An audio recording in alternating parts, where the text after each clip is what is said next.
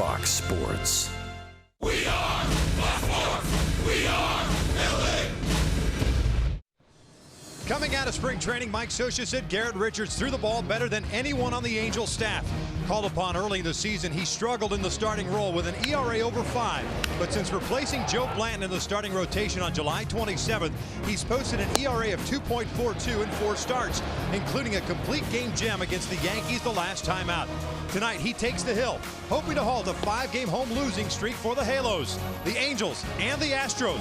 It's Game 2 on 60's Flashback Night at the Big A, next.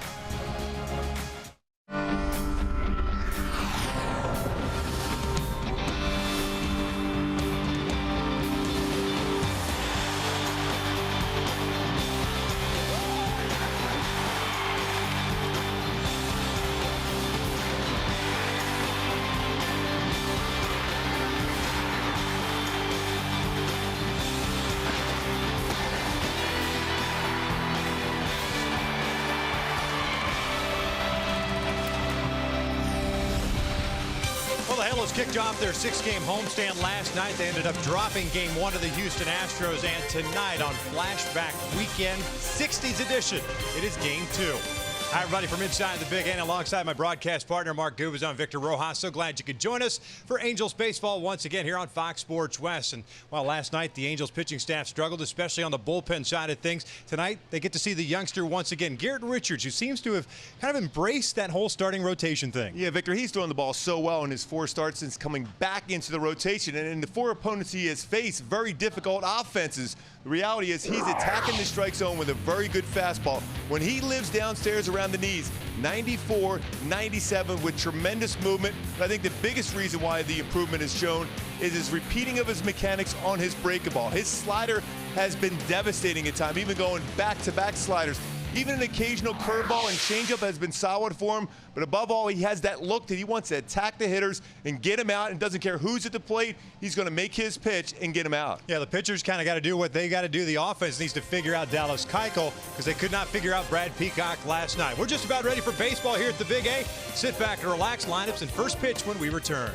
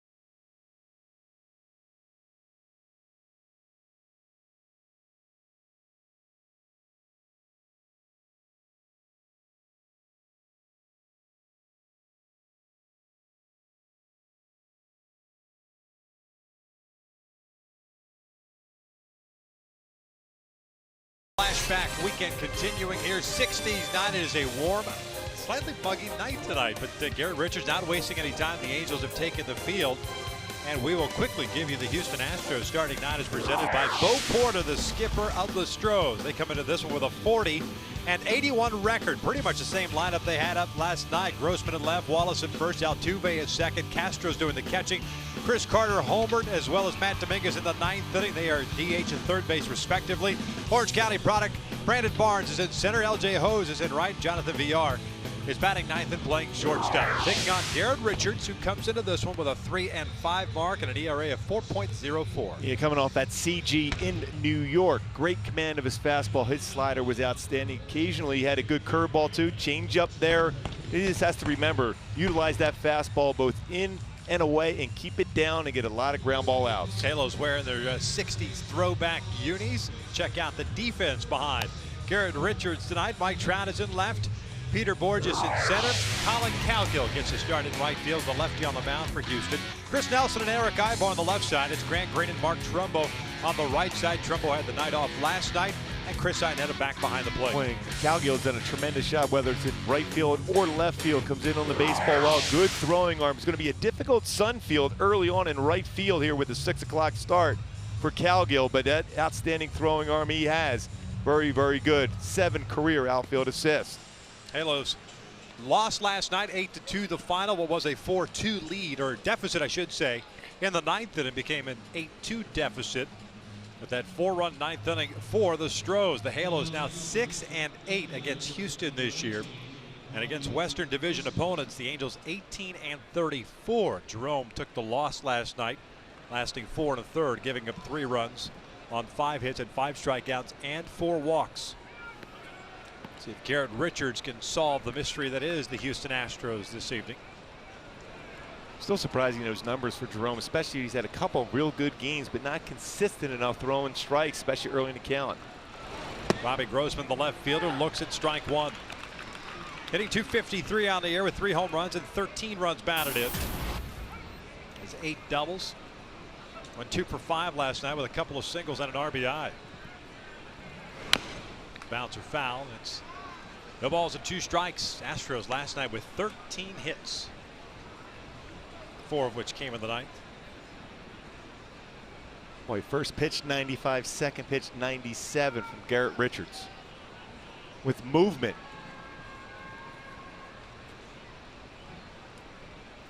Oh, 2 on the way. That's a swing and a miss. Down goes Grossman. 1 down. Now that's a filthy slider from Garrett Richards. 2 really good fastballs, and it finished off with a nasty hard slider. Good balance over the front leg and snaps it down and in for a swing and miss. See that tight rotation of a slider. Hitters read and think fastball. Then the bottom drops out at 85 after trying to deal with a 97-mile-an-hour fastball the pitch before. Here's Brett Wallace, the first baseman. .210 average with 9 home runs as he takes up and away. Wallace had a hit last night. It was a double in the 7th. Actually scored what was at that point the 4th run of the game. 1 for 5 overall.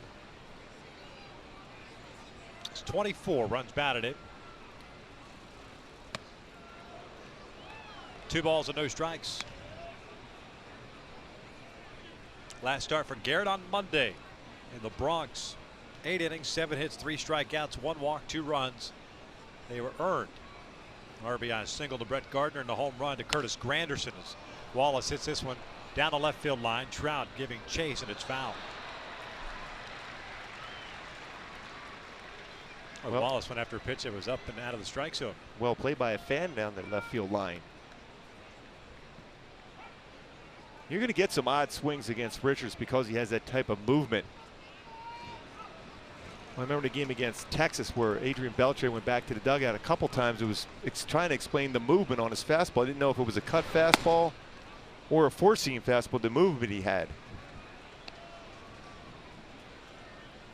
And it's really one of those pitches because of the movement on it. You could just work that pitch for a while until that maybe 2nd or 3rd time through the order. That's until they adjust to it. You can, as long as you stay downstairs at the knees, you're going to get a lot of easy outs. It's a one-hopper past Grant Green and rolls out into right field.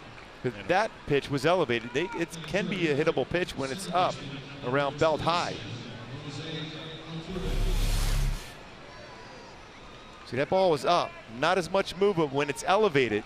Still firm as far as velocity, but the baseball straightens out and it becomes more hittable.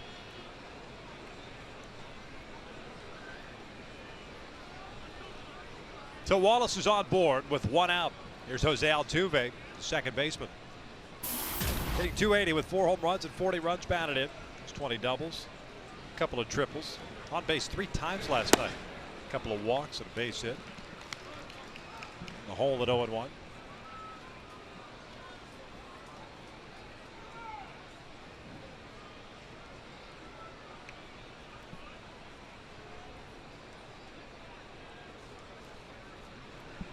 All-star last year.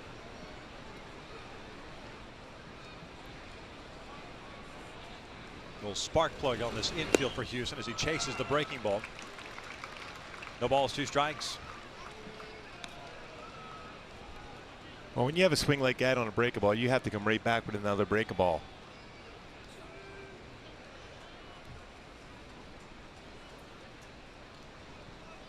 Even trust Chris Inetta to block this baseball in the dirt.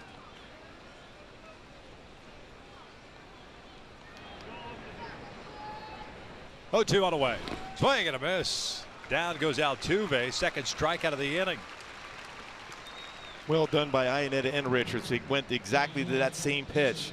Expanded the zone even more so against Altuve, who's had great numbers against the Angels, but an unhittable pitch. Great location, head of the count. That's the importance of getting ahead of the count.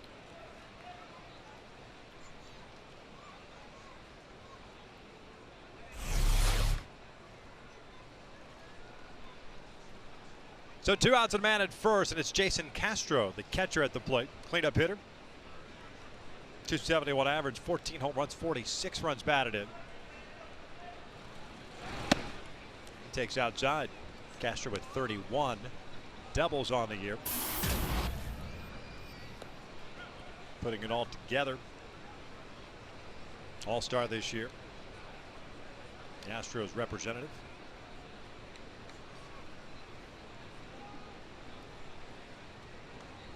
Now 26 years of age.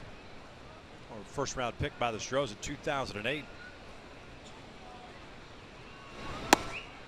1-1. Stanford Cardinal. Jason Castro.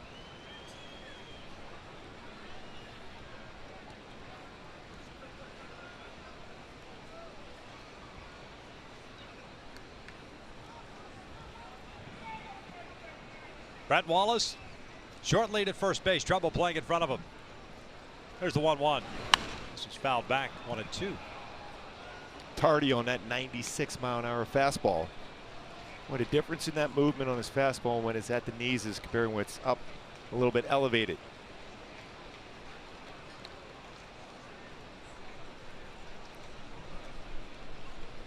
.14 pitches thrown by Garrett. 10 strikes, 4 balls. Good ratio. Good life. Garrett's thrown the ball well at home this year. 19 games, 4 starts, 2-2 record at a 3.64 ERA. Now the 1-2. This is the bouncer to Trumbo, and the inning comes to an end. No runs, 1 hit, 1 left on. We'll head to the bottom of the first. Borges, Cowgill, and Trout take their shot at Dallas Keuchel with no score.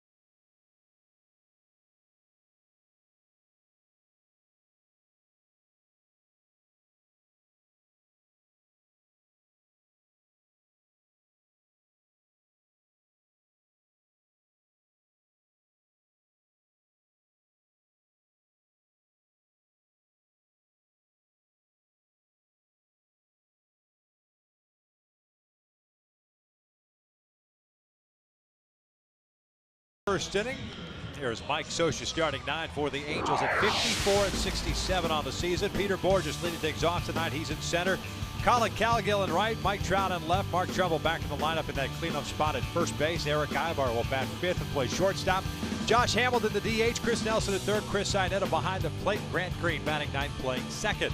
To take on the 25-year-old left-hander native of Tulsa, Oklahoma by the name of Dallas Keuchel. Dallas Keuchel fastball 87-91. Slider, cut fastball, which he throws quite a bit to right-handed batters, curveball, and a solid changeup. He's given up 17 home runs in 114 innings pitched so far this year. 135 hits. Peter Bourjos looks at a strike. Second game off the disabled list. Batting in the 9 spot last time, ended up going 0 for 3. 326 average, 3 home runs and 10 RBIs. 1 ball, 1 strike. Bourjos in the leadoff spot this year, 250 average.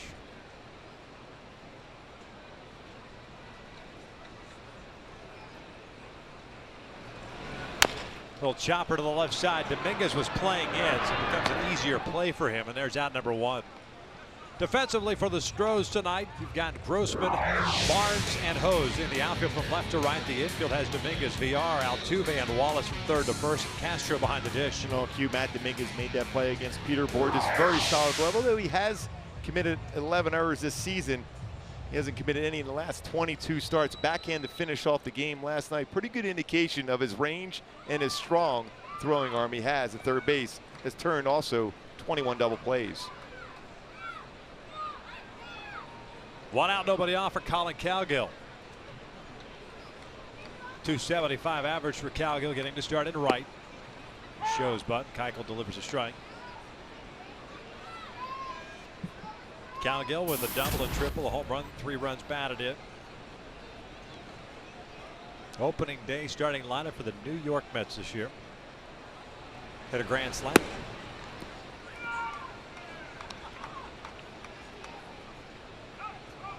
And everyone thought he was right-handed version of Lenny Dykstra after that first day in New York. Well, he certainly plays the game like Lenny used to play, extremely hard, get that uniform dirty. 1 ball, 2 strikes. I think Cowgill thought that pitch was a strike. See him shaking his head as he backs out. Chad Fairchild, the home plate umpire tonight.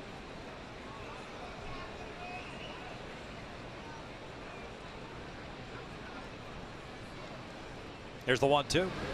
This is punched through the right side. Good piece of hitting with 2 strikes. A base hit for Cowgill. Altuve almost playing right on the base. Runs that inside out approach by Cowgill.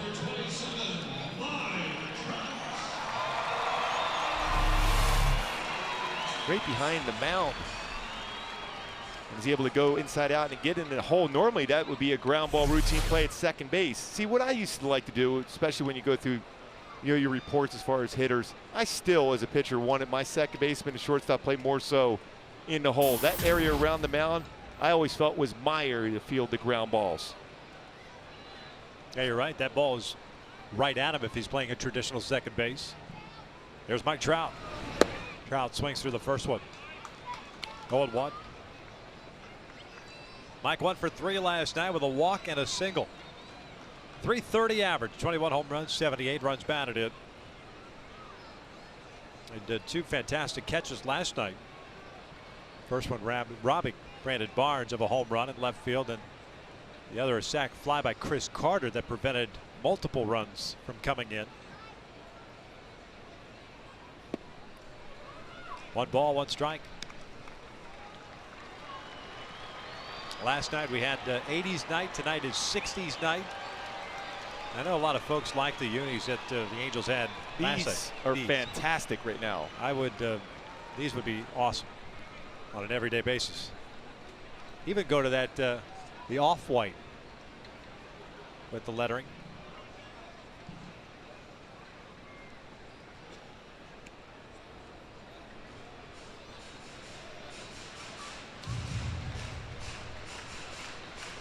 Astros not sporting their throwbacks.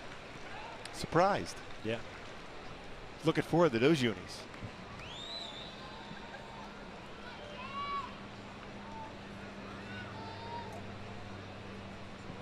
1 ball, 1 strike. Calgill at first base. A 1-out single for him. Long hold for Keuchel. 2-1.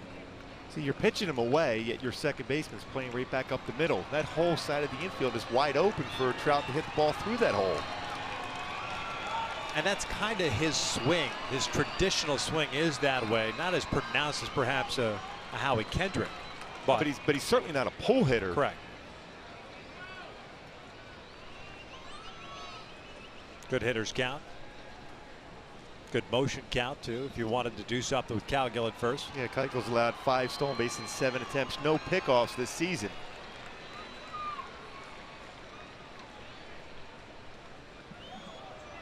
Two 1 pitch. Little bouncer to short. Villar feeds Altuve. Relay to first is in time, a double play. So the inning comes to an end. We played 1 here at the Big A with no score.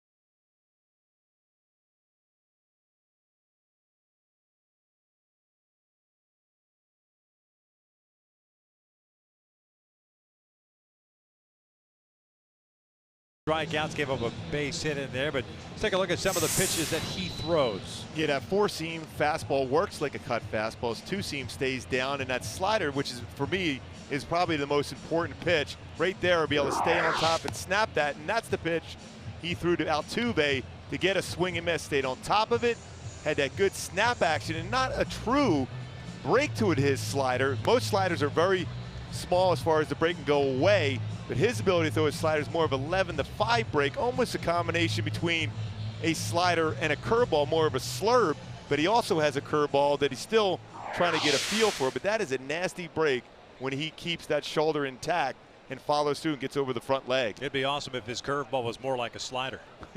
Like his slider's more like a curveball. He could throw it a backup one like a screwball. Chris Gardner. Well, we all know that C.J. Wilson says he has a backup cut fastball. Yeah, of course. Doesn't everyone? I did sometimes when it went out of the ballpark. It did.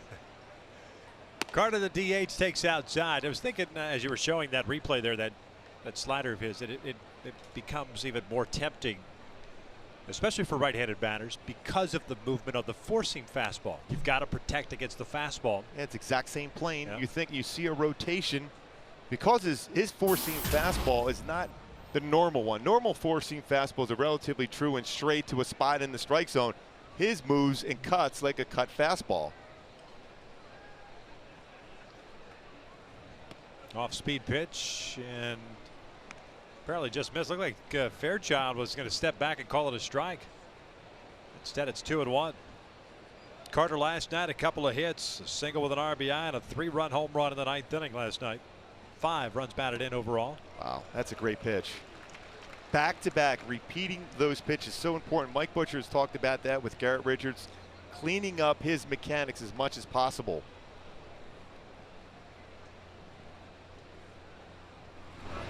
Swing and a miss. Down goes Carter. 3rd strikeout already for Richards. 1 down. Coming up later in the game on the Carlos Jr. Sports Update, we'll check out Alfonso Soriano's day as he continues that streak in Boston.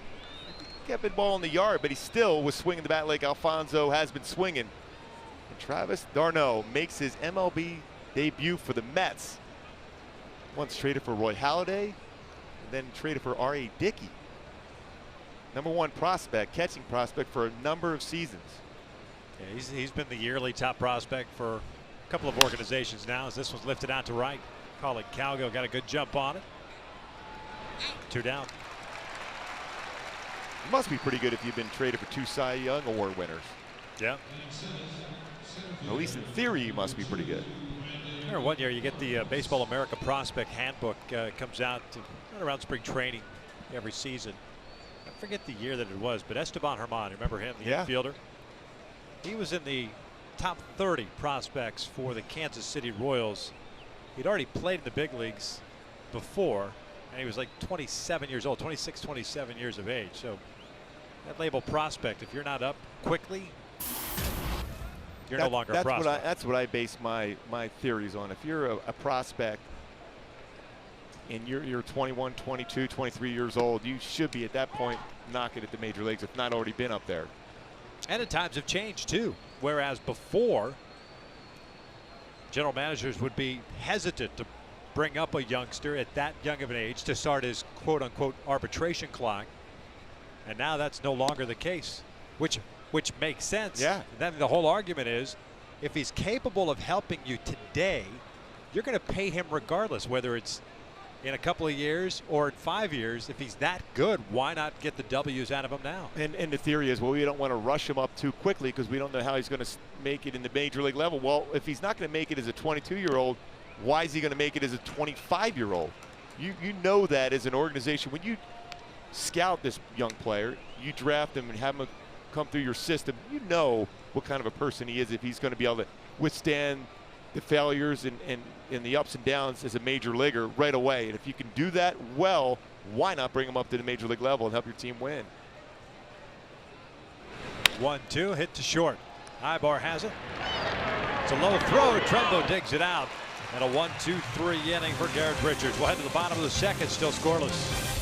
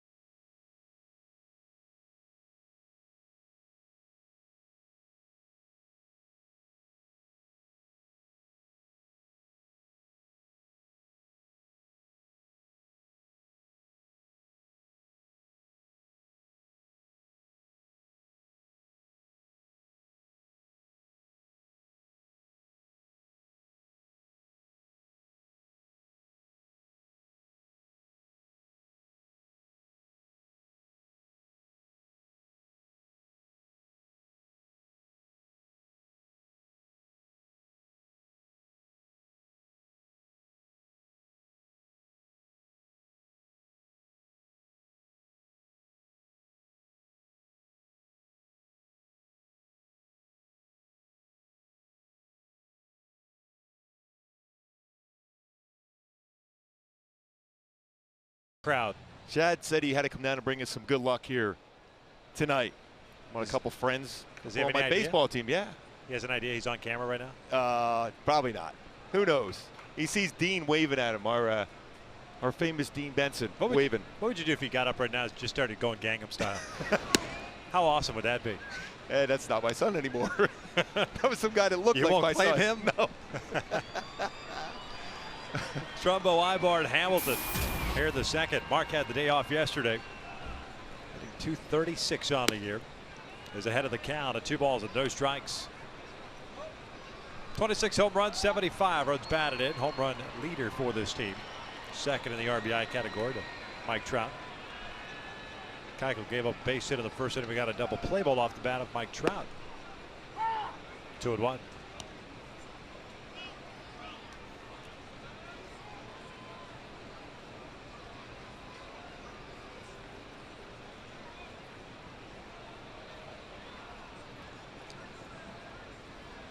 Off speed down the right field line, slicing out of play.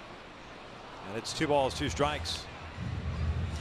Trumbo on the road trip, just 4 for 29. 3 of those hits coming in the Yankee series. 3 for 16 against the Pinstripers.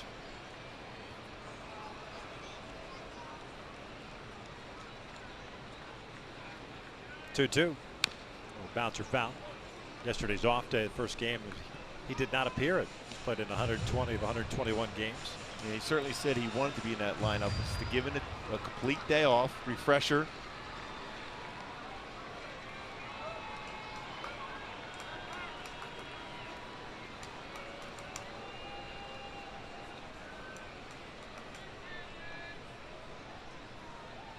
Two pitch. This is out towards center field and hit well. Giving chase is Barnes. He's at the wall and gone. A big fly for Mark Trumbo. 1-0 Angels.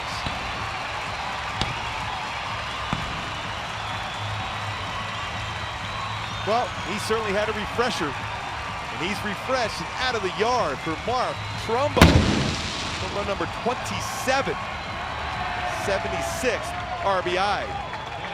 Trumbo, the dead center field. It was an off-speed pitch, went with it. A toe tap, balance, and then threw on a low breaking ball. And threw the baseball exceptionally well. That's some great, great power.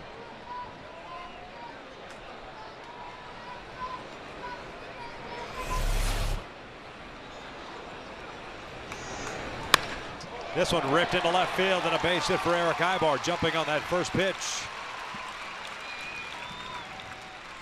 We're getting aggressive against a guy who's given up a lot of hits this season and a lot of home runs.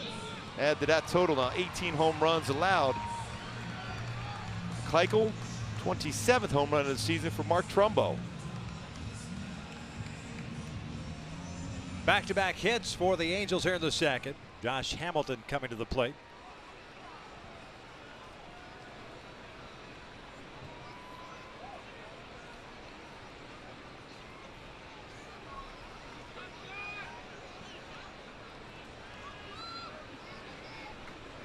Hamilton a DH tonight, hitting 226 on the year. Takes inside. Josh went 0 for 4 last night. 3 fly ball outs and a punch out. Trumbo the leadoff home run here in the second.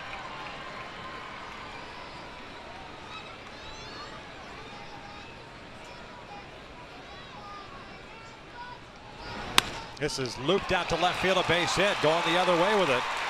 Really like that approach from Hamilton. Begin a steady dive from the Astros with off-speed pitches. This goes the other way. Boy, a nice job as far as staying back and keeping his head still and threw the baseball into left field for Hamilton.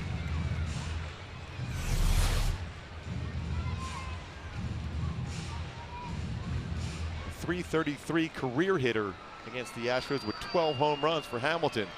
But that's a very good swing going the other way. Eventually you'll bring that fastball in and then you can turn on it.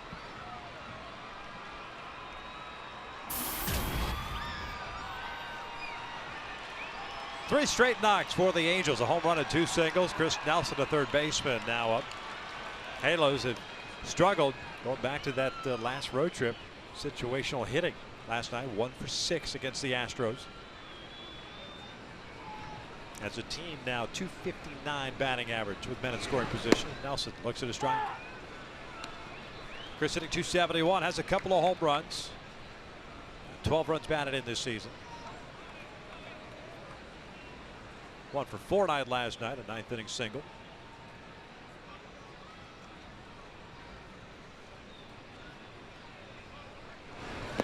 the breaking pitch low. Keuchel starting the season in the bullpen and moved to the rotation.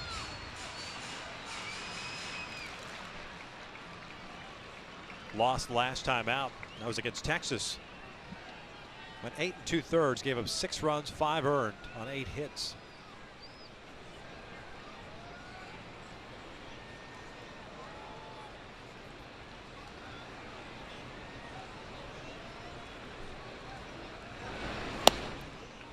Two balls and 1 strike. Little Eric Bedard in him. Bedard, real good breaking ball so far. Keuchel not a real good feel for his curveball.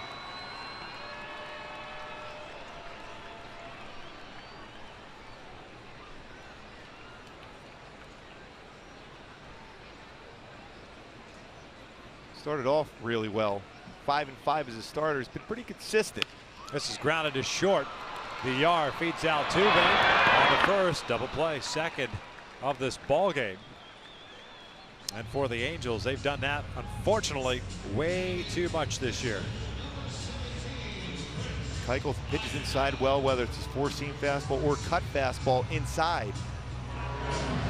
It's a 117th double play that the Angels have hit into this year.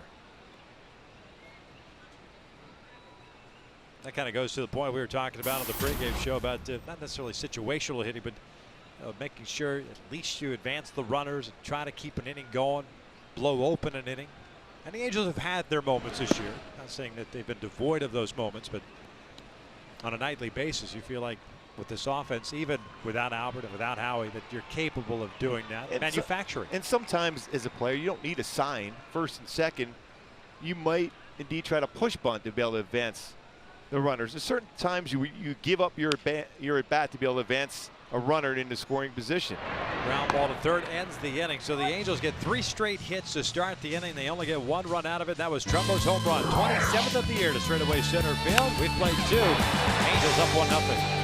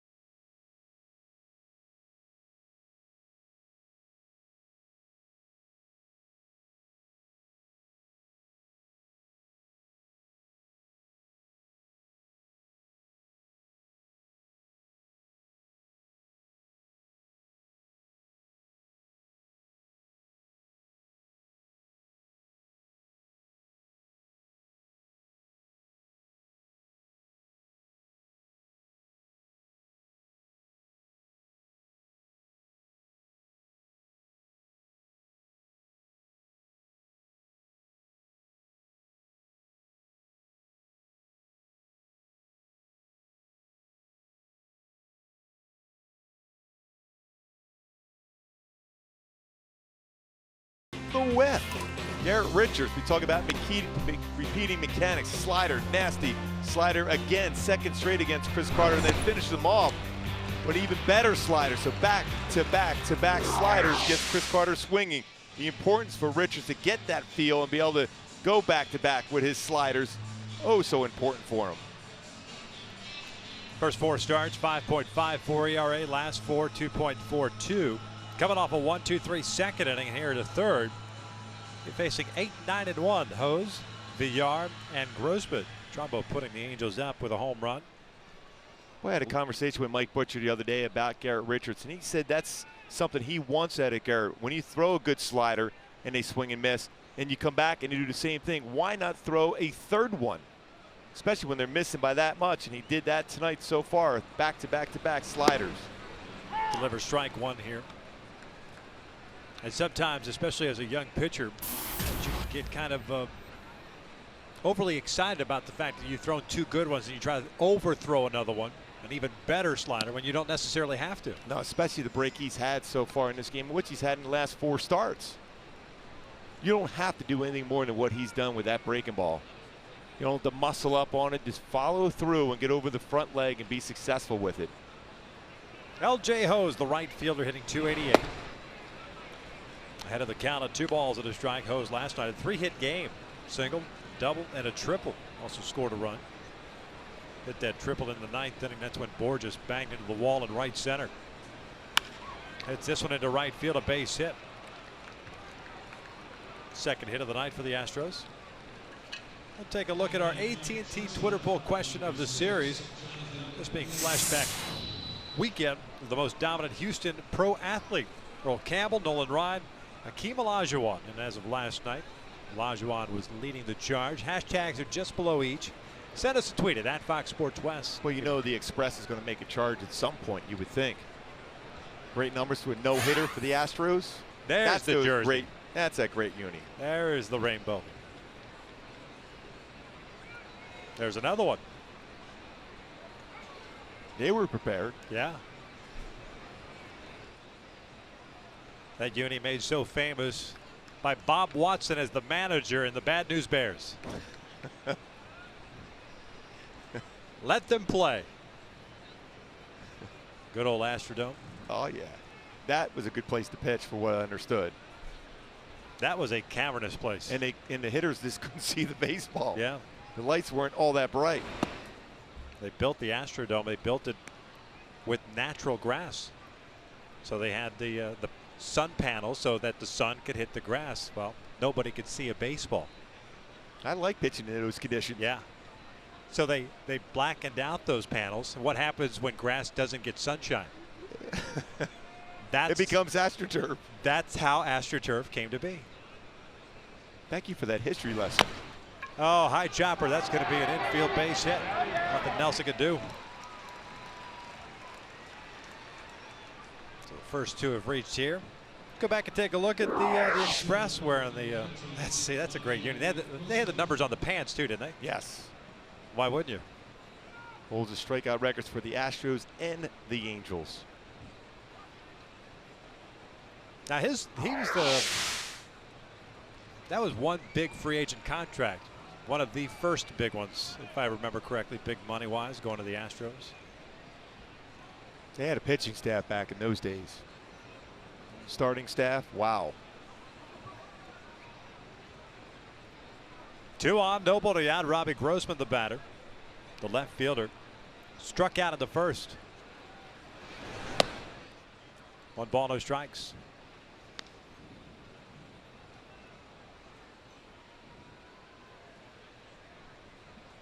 Well, you would think the way Bo Porter manages, this would be a bunt scenario for him. He's trusting Grossman to be able to square up a baseball. Look for a big inning.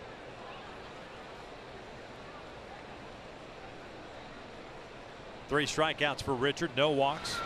This one grounded to the left side, and Ibar's got it, but he has no play. So 3 base hits to start this 3rd inning.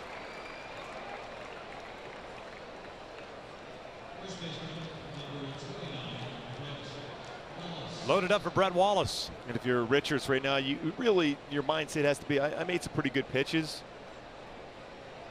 Hose hit a ball pretty well in the right field, but the other hits were just seeing eye singles, a chopper off the plate. You just got to stay exactly where you are and trust another ground ball. Hopefully you can get a double play with it. Kind of feed off of what Dallas Keuchel did in the bottom of the 2nd. Gave up the home run, did back-to-back hits, and limited the damage to just 1 run. Here's Brett Wallace, single to left in the 1st inning.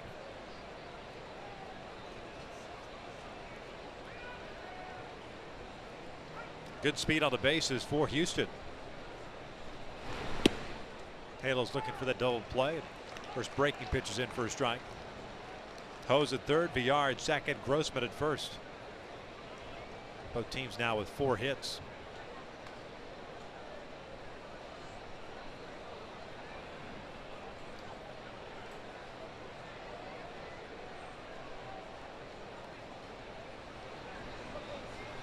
0-1. Breaking ball.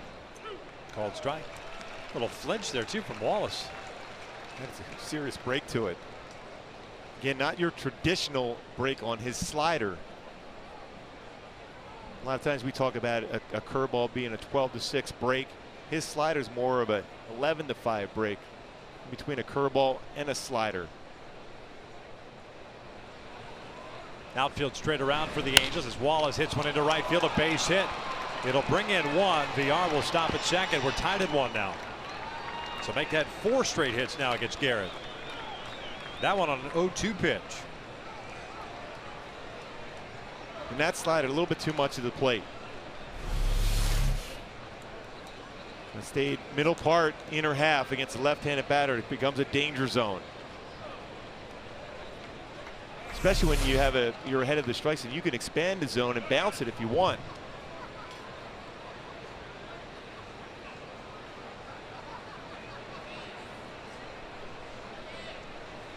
Mike Butcher and the entire infield in.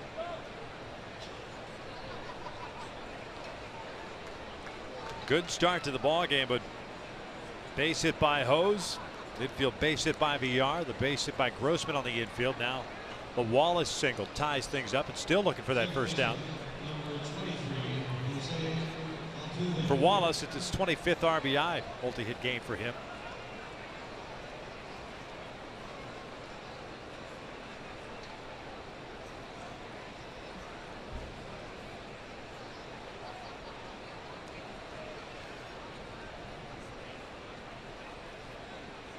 Altuve, a strikeout victim in the first.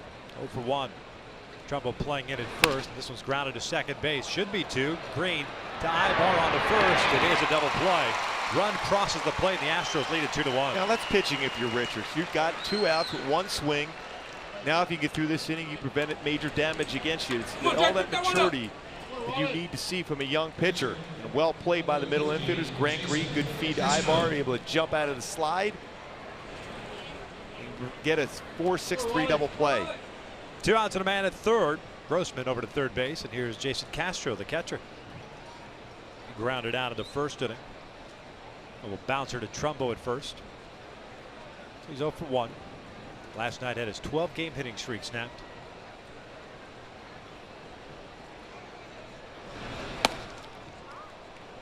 See, that's the curveball that still is a difficult pitch. We showed his grip for a curveball. Very difficult with when you have your index fingers up in the air to be able to have that control on a curveball. It's a feel pitch for him. He hasn't quite had that consistent feel on that one. Castro fouls this one off to the left, evens up the count. Do you need it?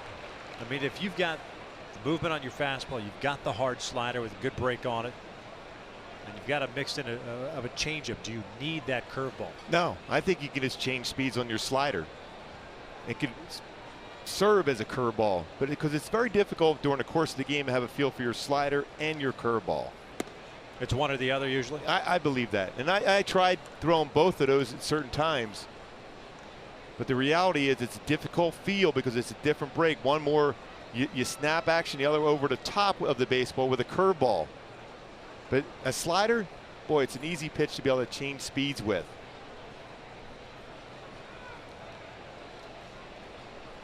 Two one. Castro shoots one off the screen in front of the Angels dugout.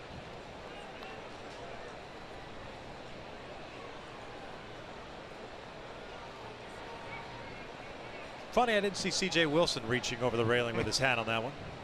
Good decision.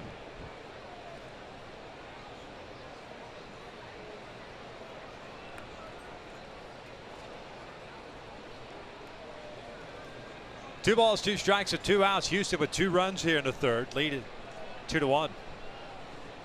Garrett unable to perform that shutdown inning. 4 straight hits to start this third. Now the 2-2. Swing and a miss. Down goes Castro, so he limits the damage anyway to just 2 runs. We'll head to the bottom of the third. The Angels trail it 2-1.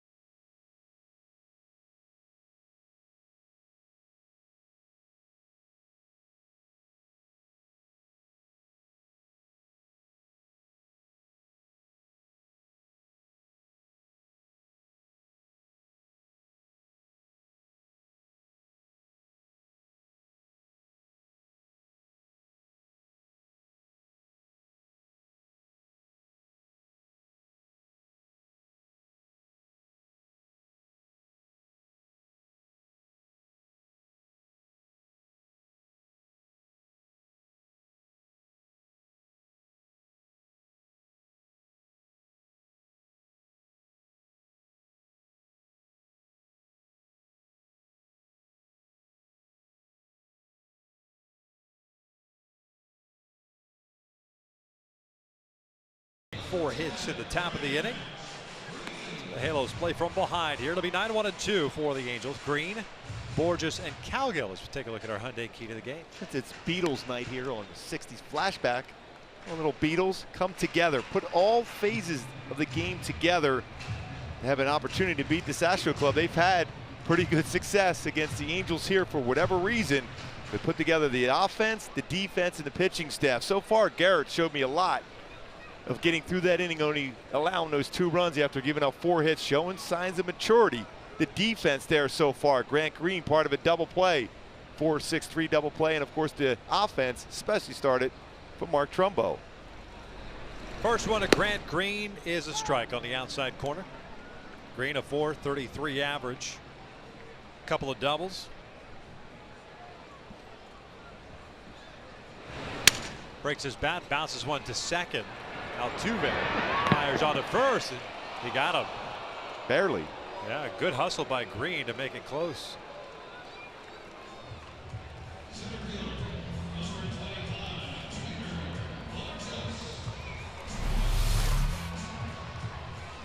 Altuve took his time in that slow roller, but Grant Green hustling down the line just barely is thrown out.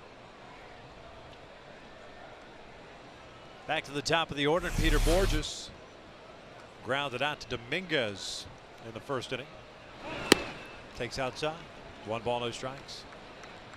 I'd take my chance with Brett Wallace. Yeah, I was just going to say that whole right side of the infield, you got Altuve playing still up the middle. Dallas Keuchel falling towards the third base side. You have a whole side of the infield wide open.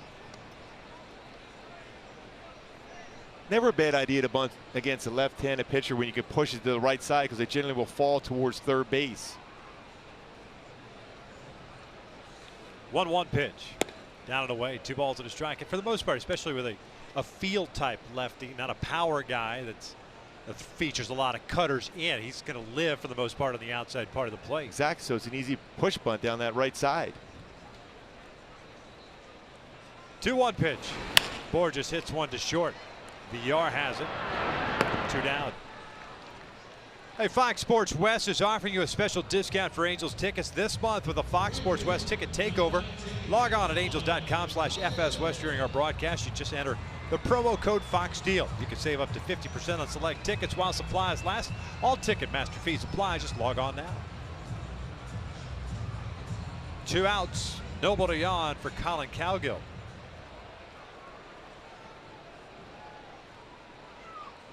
Colin with a base hit in the first inning is 1 for 1.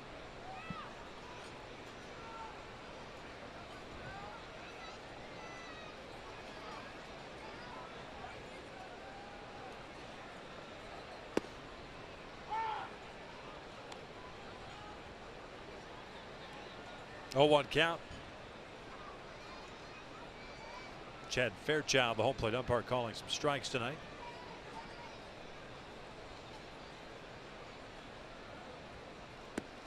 Slow breaking pitch.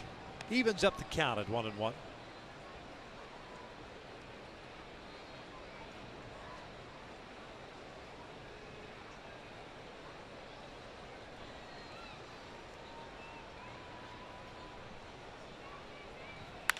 Ground ball to the right side, off the glove of Wallace and into right field. And again, that interesting alignment. That side of the infield wide open for Cowgill. Number 2 hitters tonight combined 4 for 4. Altuve still playing towards the middle. Wallace well off the base. Cowgill still got it by him. 2 base hits to that side of the field. Those 2 guys feeling pretty good about themselves tonight. Yeah, they got to work at 4 for 4. There's Mike Trout hit into a double play to end the first inning. 0 for 1. Astros leading it 2-1 here at the bottom of the third.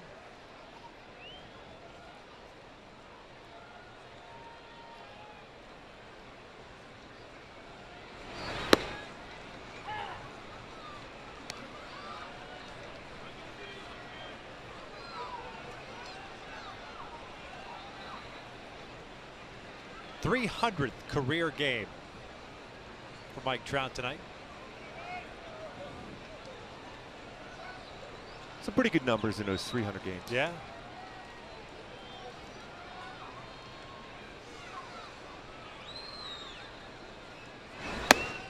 One ball, one strike. Joins Ted Williams, Wade Boggs, only players since 1935 with at least 360 hits and 150 walks in their first 300 games. That's some pretty good names to be linked with. Two Hall of Famers.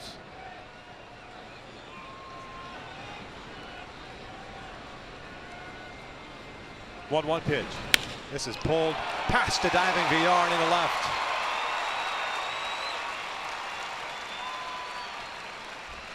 So back-to-back 2-out hits brings up Mark Trumbo. Now let's take a look at our AT&T U-verse rewind. We're talking about Mark Trumbo open up his stance. You can see right there a difference in the foot. Open stance, and then in the first one closed up, didn't allow himself to get through the baseball. Higher leg kick, and then through into the dead center field. Just that slight opening of his stance allowed him to get his hands through better, hands a little bit higher, closer to his head, better opportunity to make good contact with that slight change in his batting stance. Paid dividends in the second inning. That leadoff home run, 27th of the year. 76th run batted in. But that's the thing you're afforded as a hitter. You get those opportunities just to make adjustments at the plate to feel more comfortable and see the baseball better. That's in the dirt for ball one. Boy, Cal Ripken used to seem to change from game to game. It's amazing how much he changed. I mean, and drastically too. It wasn't just little things.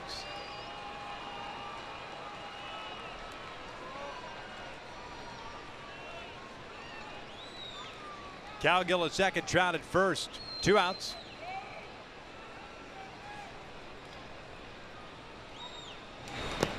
Two balls and no strikes. Now these are the times for Mark Trumbo. Keuchel remembers the fact that he had a home run off in the dead center field. So that means in his mind that he knows that Trumbo has coverage against him. 2-0 count. Mark's got to be looking fastball, but he has to be patient enough to look for a zone. Don't chase something off speed out of the strike zone.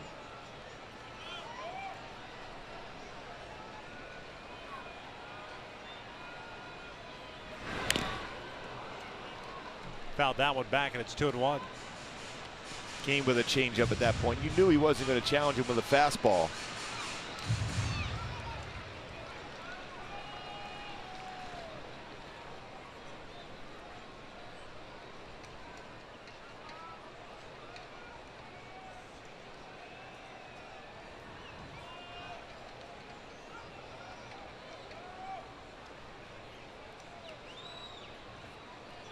Two one pitch. Downstairs, 3 balls and a strike with Eric Ibar on deck. Job, by the way, with that base hit, extending his streak to 39 consecutive games, reaching base safely. Second longest in Angels club history.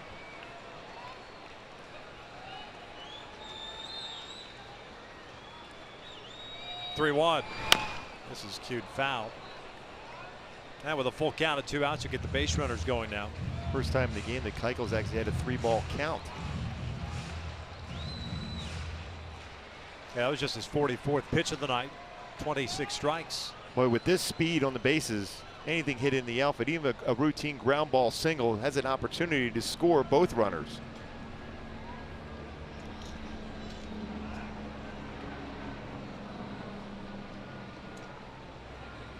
There's a payoff pitch. Trumbo fouls it at the plate.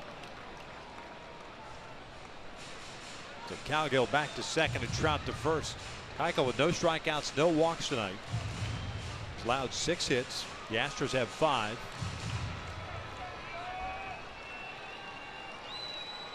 Which is saying something for the Angels, considering they came in batting just .241 against left-handed pitching this season.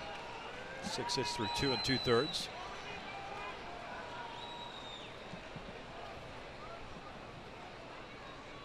Another payoff. This is punched into right field. That's a base hit. Should bring in 2. Trumbo's on his way to second. It's a 2 RBI double. Or is he going to try to go to third? The relay to third. He is in there. How about that for Mark Trumbo? Angels back on top. On his way to the cycle.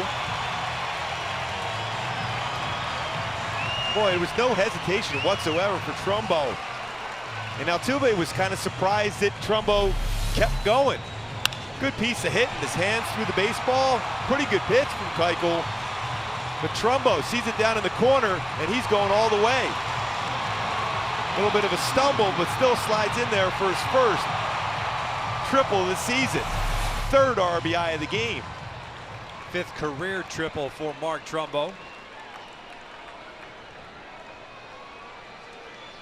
And everyone in that dugout saying how fast he was going around and getting that triple. Yeah, he wasn't content with not at all the double. And it surprised Altuve because he kind of wasn't in position to make a quality throw to third. Here's Eric Ibar, singled his first time up. Swings the first one. It's an off-speed pitch. 0-1. So the Halos stringing together 3 2-out base hits. Trumbo is the extra base hit variety.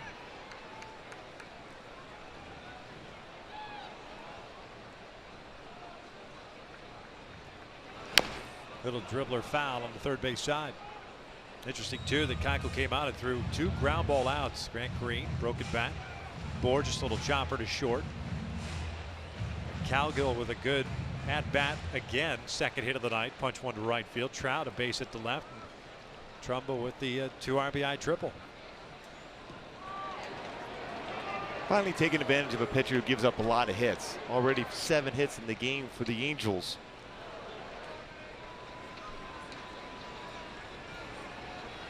Oh, 2.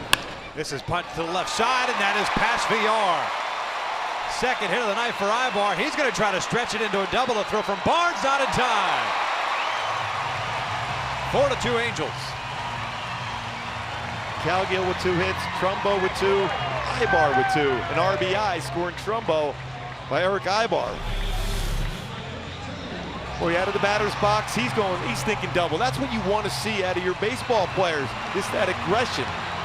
Slides in, head first slide for a double. 20th double of the season for Ibar. And again, positioning on the defensive side has something to do with that ball becoming a hit number 1 and a double as well.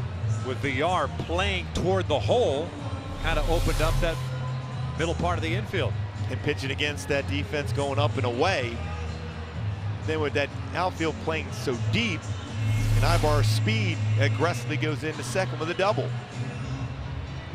Some odd defensive formations here for the Astros. Pitching coach Doug Brocail out to a quick visit with Dallas Keuchel. 2 outs still. 4 straight hits for the Angels with 2 outs. Here's Josh Hamilton, who singled out to left field his first time up. Altuve out in shallow right field. The overshift.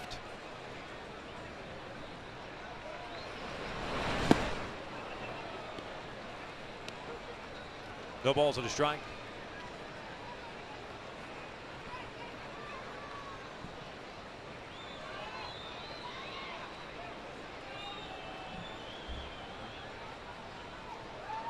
See where Altuve is playing out in shallow right.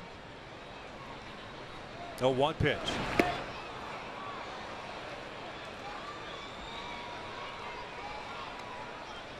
Especially since Hamilton got a base hit to that left side of the infield. The last at bat, you're throwing slow breaking balls away. All Josh has to do is try to stay back and hit a ground ball in that hole at shortstop. And he'll get a base hit and an RBI.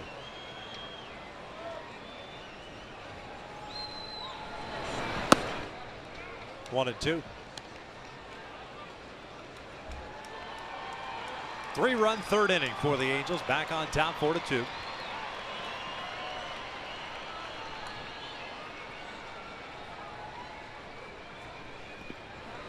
Two balls, 2 strikes. Ibar walking back to second base. VR, the shortstop, you see him there to the right of Ibar, playing Hamilton almost up the middle. So big hole on the left side of the infield.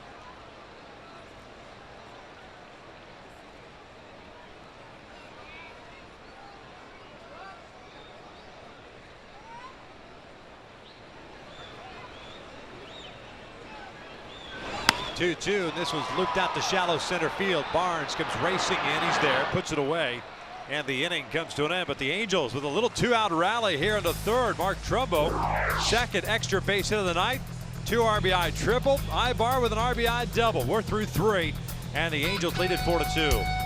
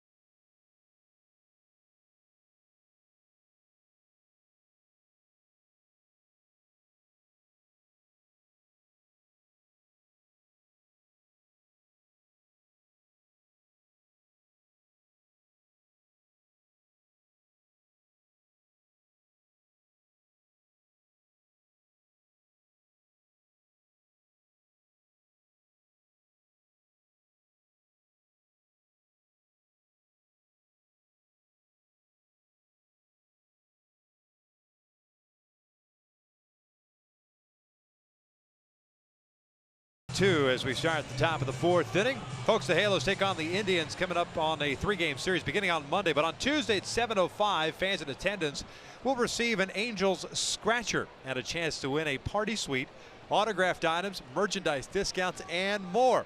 Purchase your tickets today at angels.com or stop by the Angels Stadium ticket office.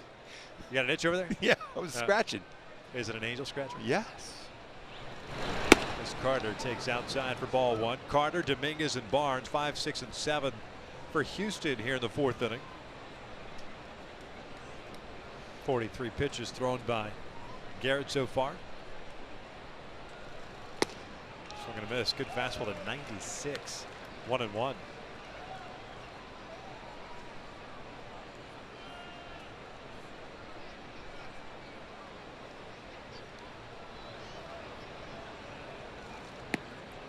Carter 0 for 1, a strikeout, victim of the second. 4 punch-outs for Richards. No walks. And 5 hits allowed. 4 of them came in the 3rd inning.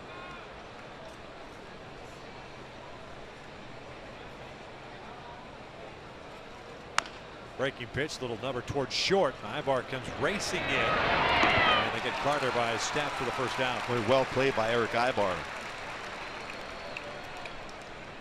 It's time to take a look at our Coors Light cold hard facts as we celebrate flashback to the 60s here. First year franchise for the Angels, 1961. The price of gas per gallon, 31 cents. That would be nice for that drive down here.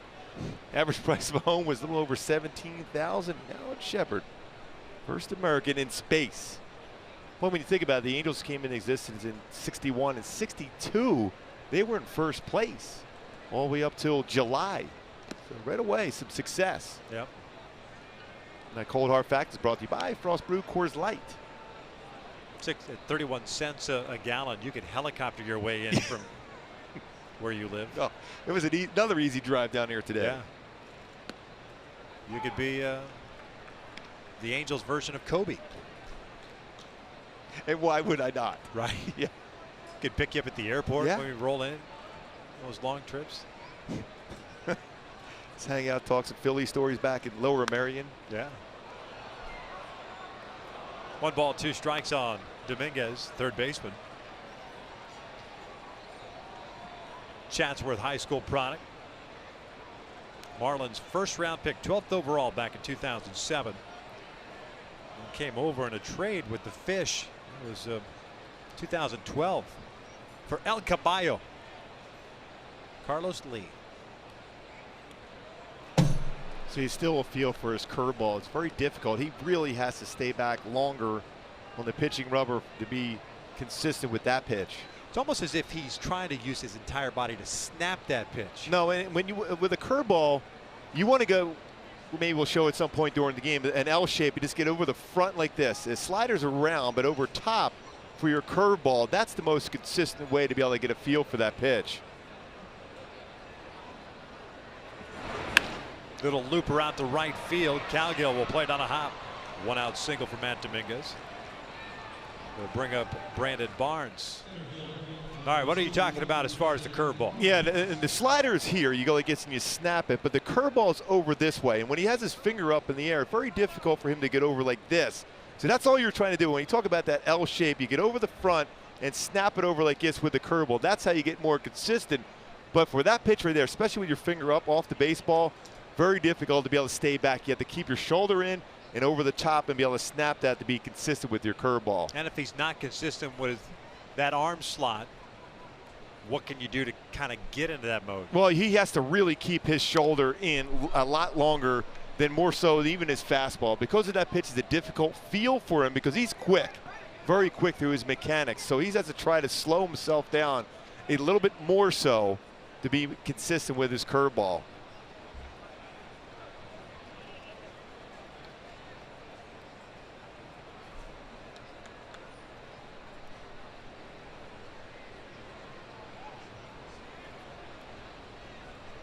Oh, 1 pitch coming to Barnes. This is a bouncer past the diving Nelson. So back-to-back hits now with 1 out here, the 4th. Here comes L.J. Hose. Barnes 1 for 2 now.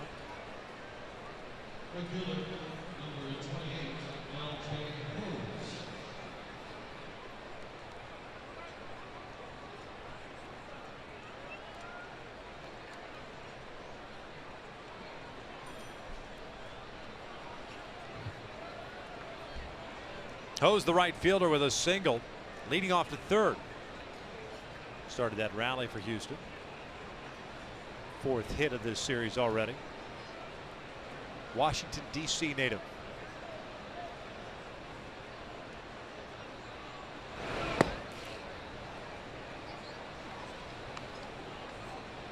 We're talking the breaking pitch, the ball that he threw to Dominguez, the one that bounced. Well, you can see how quick he's through his mechanics. He's already landing, trying to catch up with the arm, and he snaps it. You can see the finger off the baseball as he's delivering the baseball. That's a very difficult pitch to throw unless you stay balanced and keep your front shoulder in longer.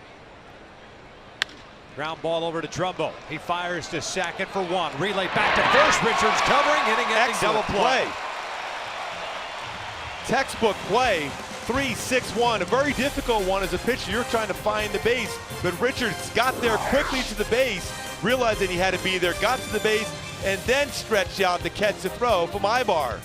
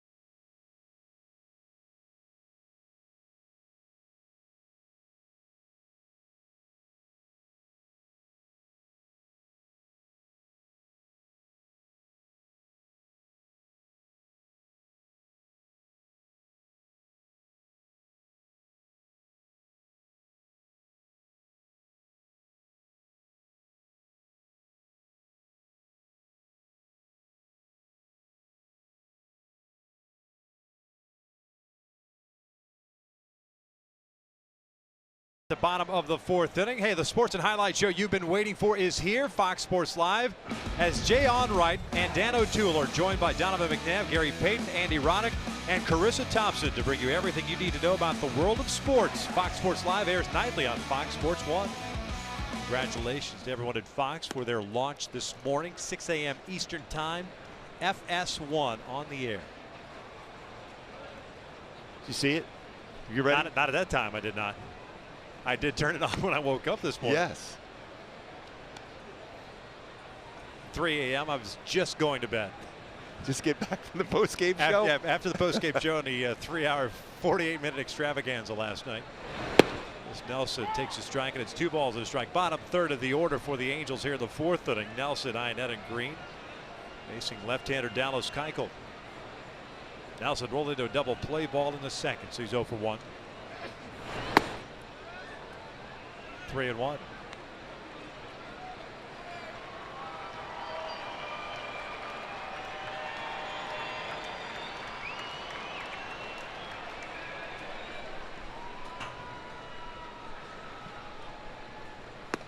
Check swing. Did he go? No. Jeff Kellogg, the first base umpire, and it's a leadoff walk. First issued by Keuchel. Brings up Chris Ionetta, who's 0 for 1 with a ground out. He's been a walk machine this year, although the offensive numbers have been down for him. 57 walks this year. He's on pace. And a real good opportunity to be the all-time leader as far as Angel catchers getting on base via the walk.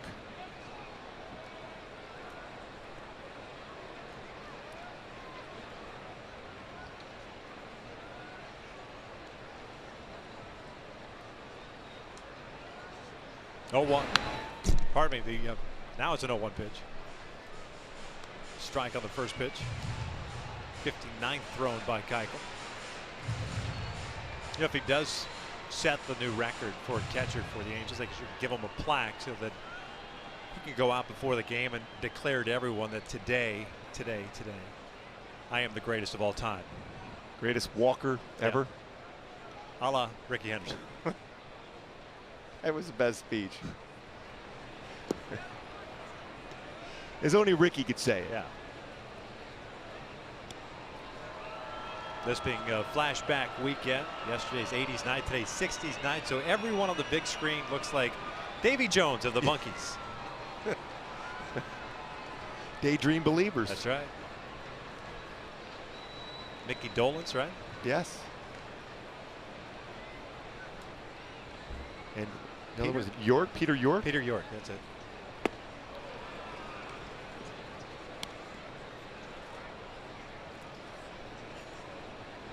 One ball, 2 strikes. I love that TV show, by the way. So did I. I think I've seen all the episodes back when I was a young lad. Well, they could sure play those instruments during those songs, couldn't they? Peter Tork. Yes. Peter Tork. Nelson over at first base, the 1-2 to Ionetta. A little bit high. 2 balls, 2 strikes.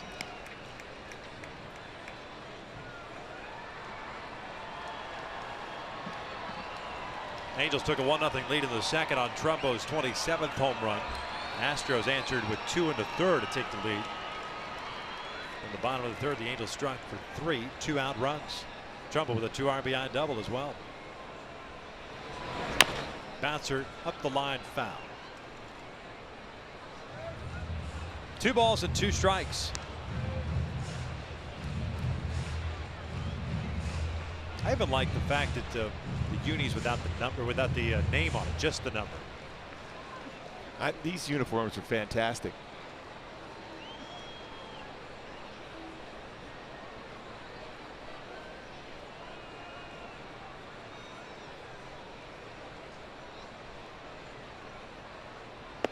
Swing and a miss. Pulled the string on him. 1 out. First strikeout for the lefty. Hey fans, one of the most affordable ways to see the Angels is with the OC Register Family Fun Pack. This pack includes 4 tickets, 4 hot dogs, and 4 sodas for only Mark Trumbo, Mark 44. Big 44. Fun packs are available for select games while supplies last. To purchase tickets, visit the Angel Stadium ticket office or log on at angels.com/fun pack. I can't believe you didn't say Reggie Jackson. Well, he didn't remember my name, that's why. Yeah. And he wished you happy birthday regardless, right? He's great. Reginald Martinez Jackson. We should start selling those Reggie Jackson hats in the team store. Yeah. Rick Smith would buy them all. Oh, he would. Smitty wears those hats. Our fantastic trainer.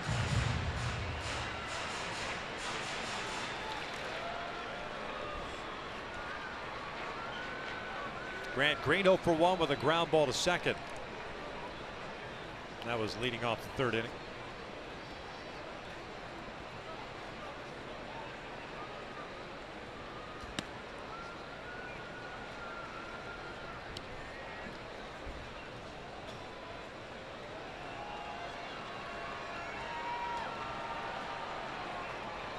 Two runs, 7 hits, 3 left on for Houston. 4 runs, 8 hits, 2 left on for the Angels. Tackled in 66 pitches. It looks like the Astros starting to get some action going in their bullpen. 4 times he's been 2-0 in the count. 3 balls, no strikes. Philip Humber, proud owner of a perfect game. In the rotation to start the season. Perfecto. Bullpen. Speaking of that, watching your favorite movie today on the MLB Network. That's your favorite movie. For the love of the game, Billy Chapel. You have a serious man crush on Billy Chapel. And there's nothing wrong with it. No. I'd be proud if I were you. I know you like that movie. I love that movie. I'm going to get you a Billy Chapel jersey one of these days. Especially being the Tiger jersey, that'd be perfect. Yeah? Yeah. You can wear it during the playoffs if the Tigers make it into the postseason. Nelson with a leadoff walk stands at first base. A 3-1 count on Green. Peter Borges on deck. Ground ball to short. Villar feeds Altuve. No relay to first. So 2 outs. Another off-speed pitch and trying to pull it. All of a sudden, Keiko's got a good feel for his changeup and his curveball. He had that same approach that Calgill has had throughout the game, just going the other way. Keep your hands back. Don't get out in front. Don't try to pull that pitch.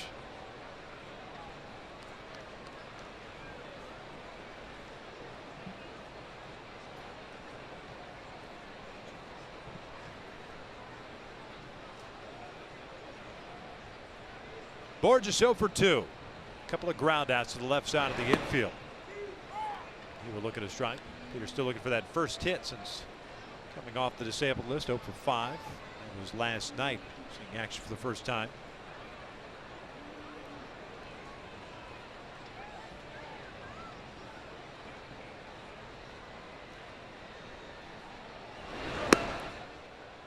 One ball, 1 strike.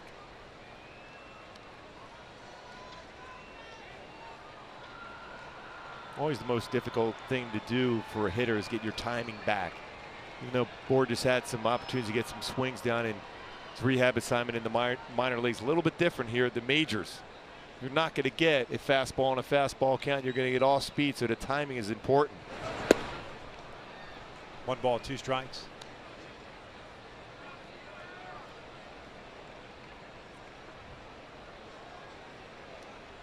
Yeah, you can tell the timing's just a little bit off for him. That's a real tough changeup too.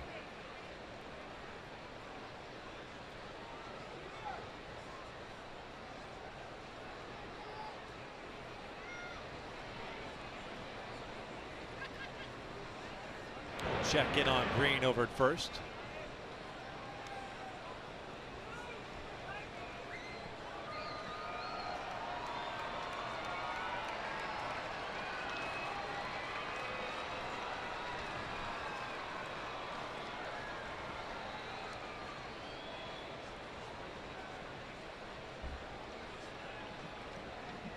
One, 2. Borges fouls it off to the right.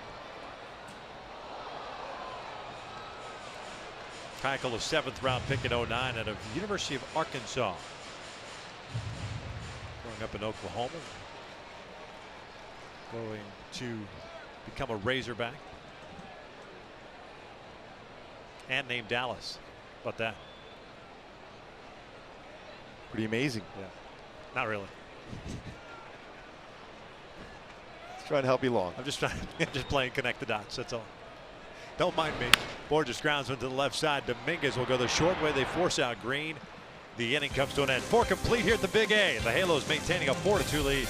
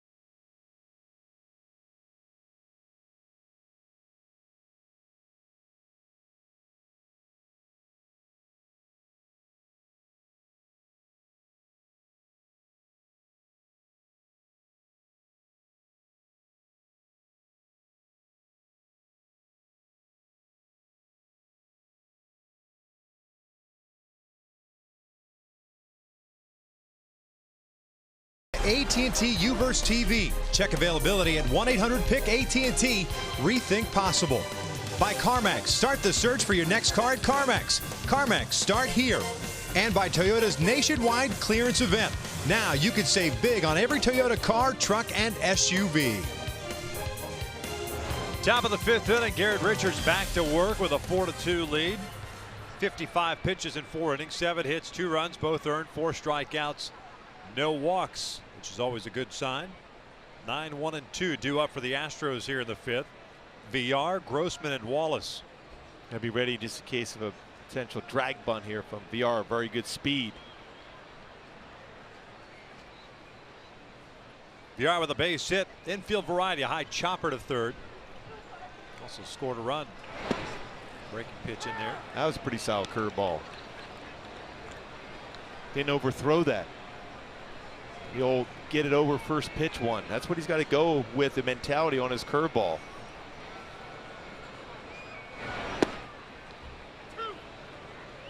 Oh, 2.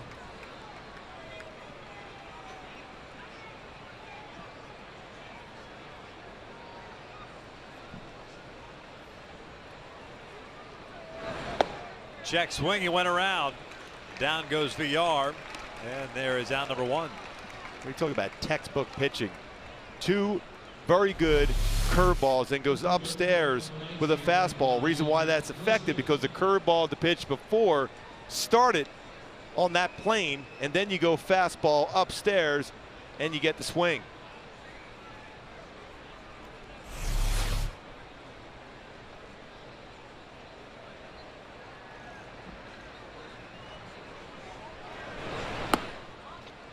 One ball, no strikes. Robbie Grossman, the left fielder. Single and a punch out, 1 for 2. Mentioned earlier in the game, the Angels now 18-34 against the West. Goes outside, 2-0. Astros 18-36. Both teams struggling within the division. It's been an all-year thing for the Angels, not something they got on a bad run, but they struggled against the West from the get-go. 2-1. And with teams like Oakland and Texas, certainly can't afford to do that.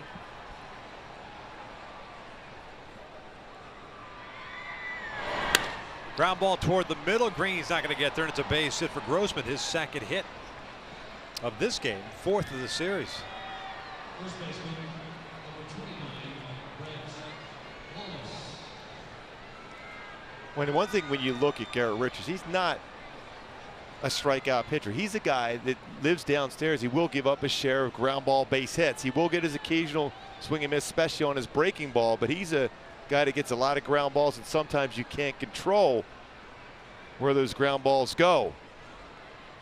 Hopefully right now you can control one to get a ground ball in the middle infield to get a double play.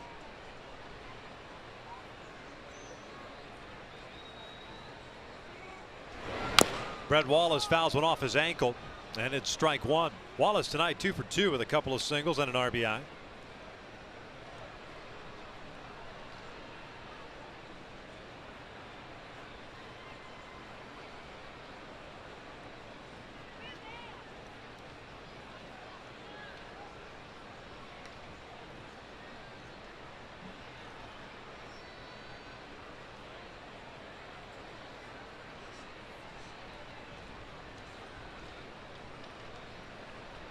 Good lead for Grossman at first base. This one's outside.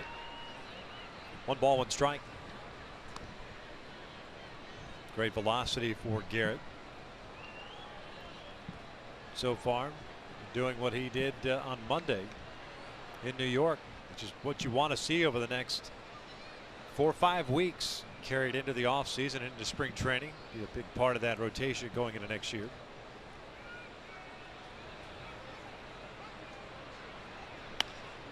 One ball, 2 strikes. Well, what it allows is Jerry Dipoto during the wintertime feel pretty comfortable with at least 3 of his starters, with Weaver, Wilson, and then if Richards continues on this path, then Mike Scioscia will have that rotation set up. Well, you would love to see Jason Vargas be part of that rotation, but that's, you know, obviously a situation that's going to be taken care of during the wintertime. He's throwing the ball very well. I'd like to see him part of the rotation too. Then all of a sudden you're kind of feeling better about your rotation.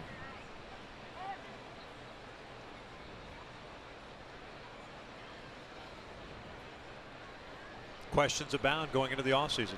Lots. Rotation, bullpen.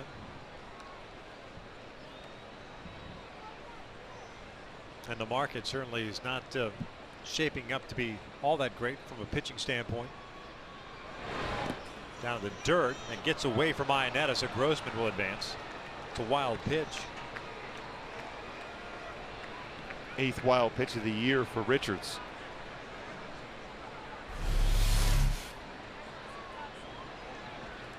Boys, he slid across. Baseball off the one, shin guard onto the other, and gets away from Ionetta. At that point, you want to have your body more squared up as far as instead of shifting your body low like that, get it in front quickly, keep that ball from advancing too far away from you.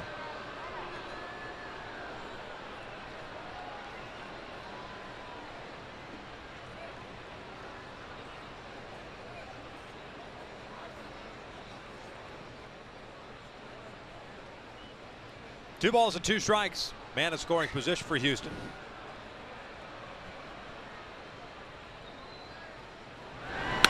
In the air to left and hit well. Moving back on this one is Trout. He's at the wall. That is gone. Brett Wallace goes the opposite way for a 2-run home run to tie this one up at 4. Well, we saw him go that way in Minute Maid Park. 3rd hit of the game for him. He's got good power that way. Fastball that ran out over the plate, elevated again. When that fastball is up for Richards, it becomes hittable.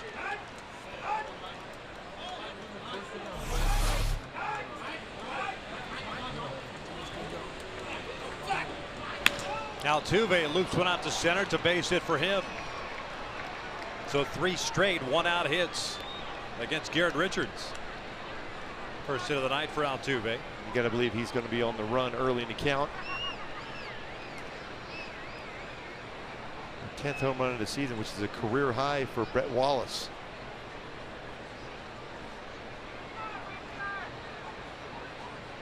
Catcher, number 50, Jason Altuve third, tied for third in the American League in stolen bases with 30. Jacoby Ellsbury leads with 44. Jason Castro the batter. A 4-4 tie here in the fifth.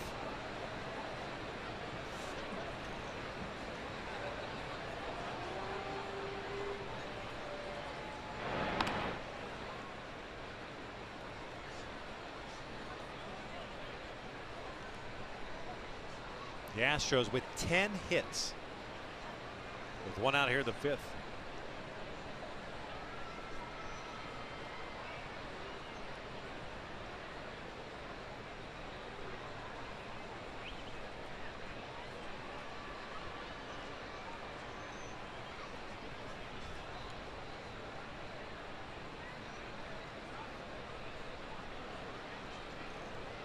Castro a ground ball to Trumbo in the first inning and a strikeout in the third, so he's 0 for 2. Richards with 5 punch outs, no walks, 10 hits allowed.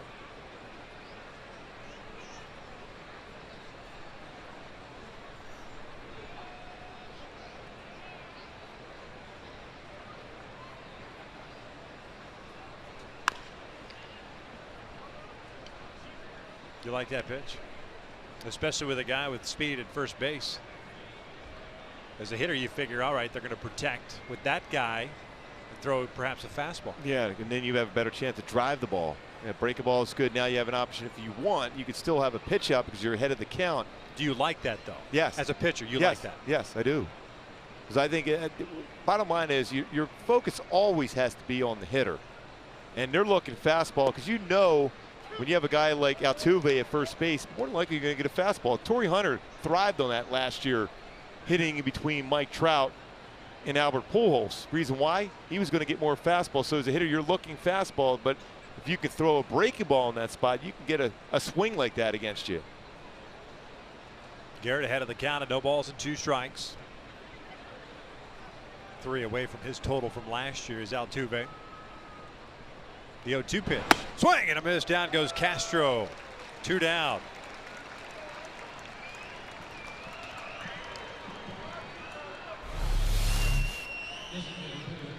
And going upstairs with a fastball. Done a nice job as far as elevating his fastball after following up a breaking ball. Yeah, watch that in slow-mo like that. You can see where hitters, especially left-handed hitters, think that perhaps that rotation, because of the way that ball naturally comes out of his hand, has almost like that slider type spin. So you have to guard against that breaking pitch. Carter takes inside for ball. Yeah, that's why you see a lot of odd looks and swings and a reaction from hitters. But still a work in progress, still trying to be consistent. But the bottom line is once Garrett realizes how good he can be, he will be that good.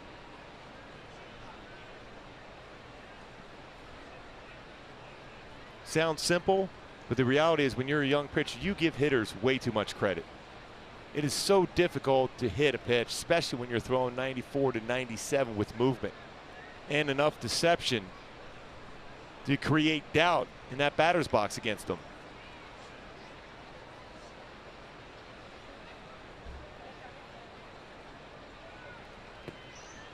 Two balls and no strikes.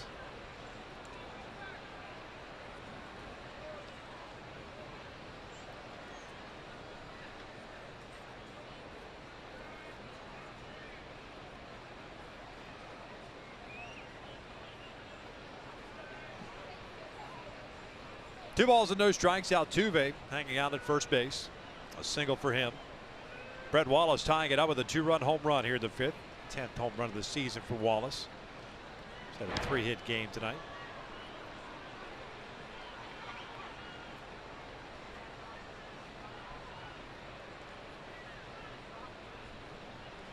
See if Bo Porter goes and sticks with Dallas Keuchel or if he brings in Philip Humber.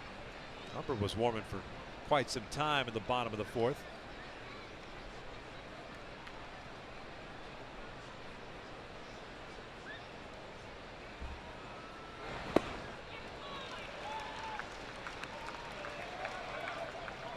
Again, trying to fight back in the count with a breaking ball.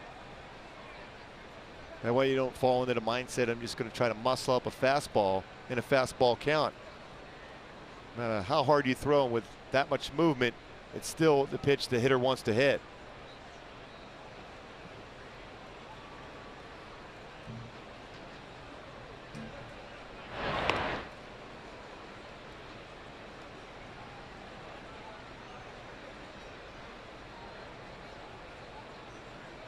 Also, right now, if you're Garrett Richards, you got to think in terms of Chris Carter at the plate.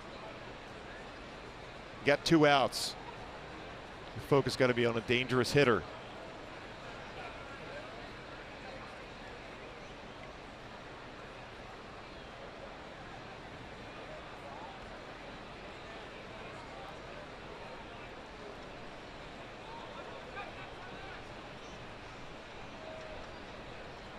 Coming in the game, Carter was 4 for 6 against Richards with a home run. So far, Garrett's made some quality pitches to him, getting him 0 for 2, including a strikeout.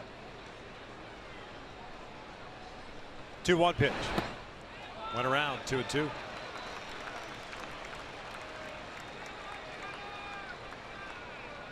Well, you take a chance with another slider right here. Make it a little bit better one. That's a little bit too much of the plate.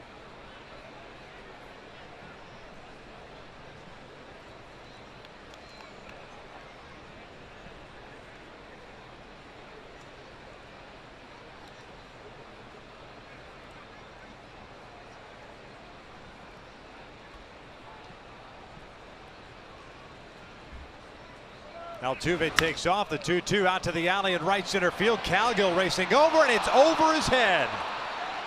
Misplayed it, and Altuve will score. Houston leads it 5-4.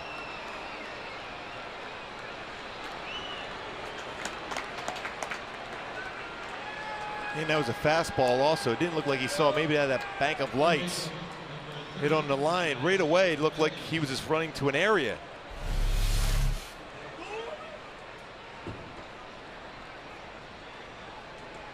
He never saw that all the way through. Nope.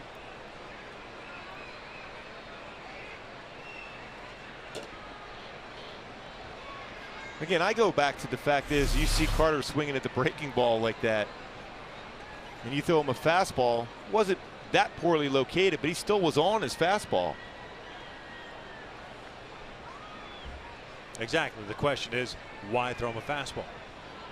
Especially he's had a success against Richards with his fastball.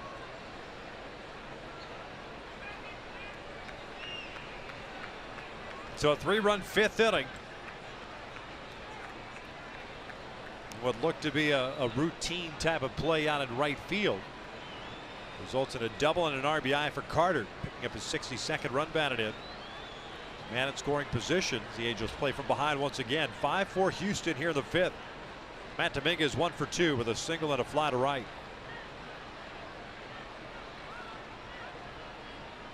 First one is down low. Now Chris Carter back in the 2nd inning. Garrett Richards gets a swing and miss on a breaking ball well off the plate and down. But then this time around you try to sneak a fastball, which is on the outside corner, and look how well he stays back and through the baseball, Carter, on a fastball. Breaking ball in that spot, you have to think in terms that's the best pitch. Out to shallow center field. Green, Ibar, and Borges comes in, makes the running catch. The inning comes to an end, but not before the Astros drop a 3 spot on the Halos. We'll head to the bottom of the 5th. 5-4 Houston.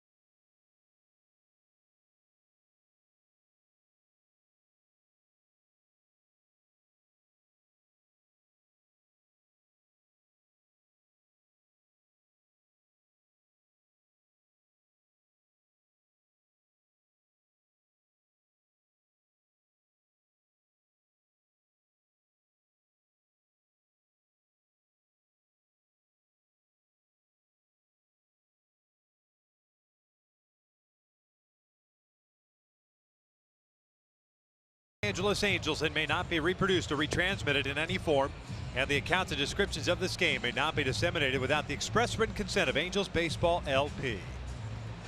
2, 3, and 4 coming up for the Angels here in the bottom of the 5th inning, with Houston on top 5-4.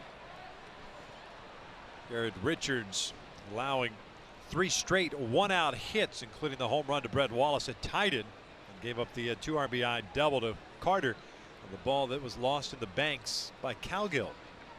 Cowgill will lead things off. He's 2 for 2 tonight with a couple of singles and a run scored. Keuchel back out on the mound. The lefty delivers down and away. 2 strikeouts, 1 walk, and 8 hits allowed by Keuchel, including the home run to Trumbo back in the 2nd.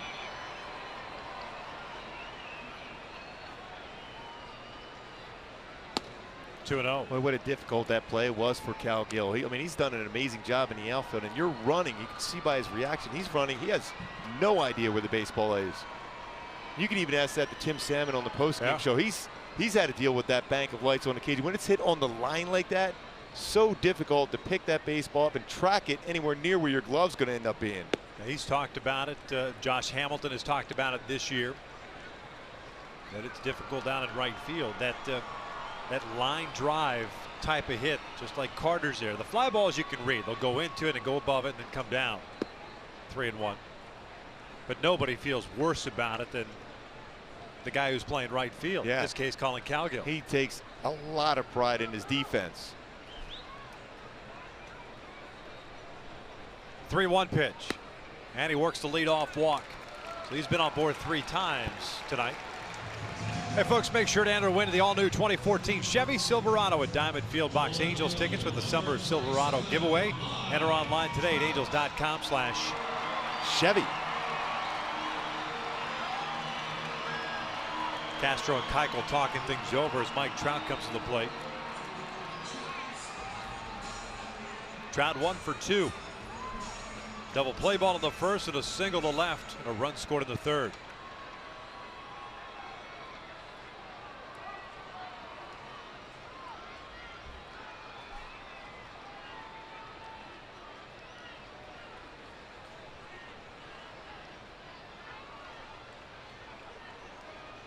Big hole on the right side with Altuve shading Trout up the middle a little bit.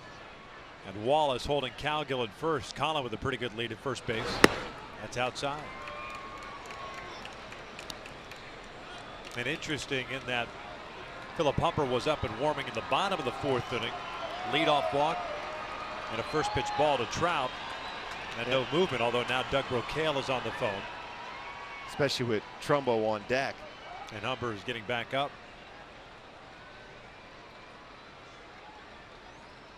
Shouldn't take him too long. There's a strike, 1-1. And you have a pitcher on the mound right now just trying to somehow get through this 5th inning to qualify for a potential W. All of a sudden, he's trying to aim pitches. And a great opportunity to capitalize on that as a hitter now.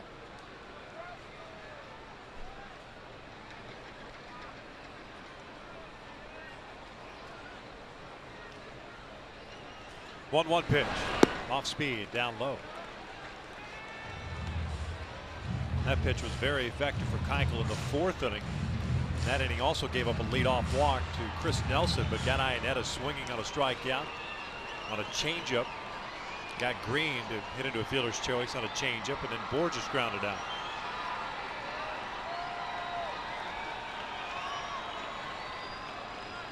Two-1. Takes a strike. Another off-speed pitch, another changeup.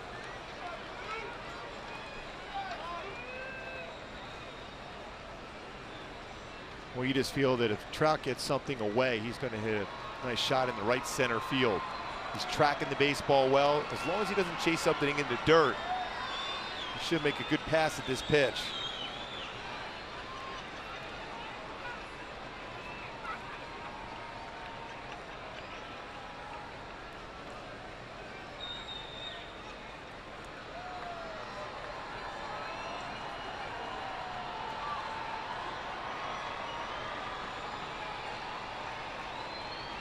Two balls, 2 strikes with nobody out. Cowgill over at first base.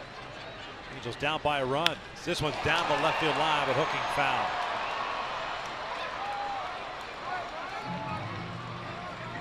Kind of sneaky little slider in. Trout was all over that one. More likely he'll see a changeup here.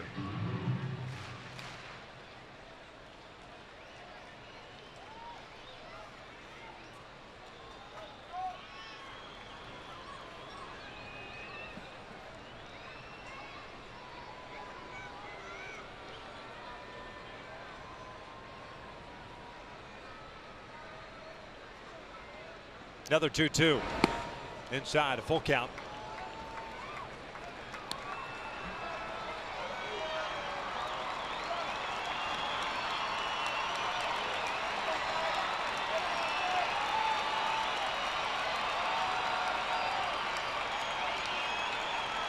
Calgill go here. 3-2. Yeah, no question. He hasn't shown really a quality move yet at first base. You trust the eye of Mike Trout, and you trust the fact that if it is a strike, it will be contact made.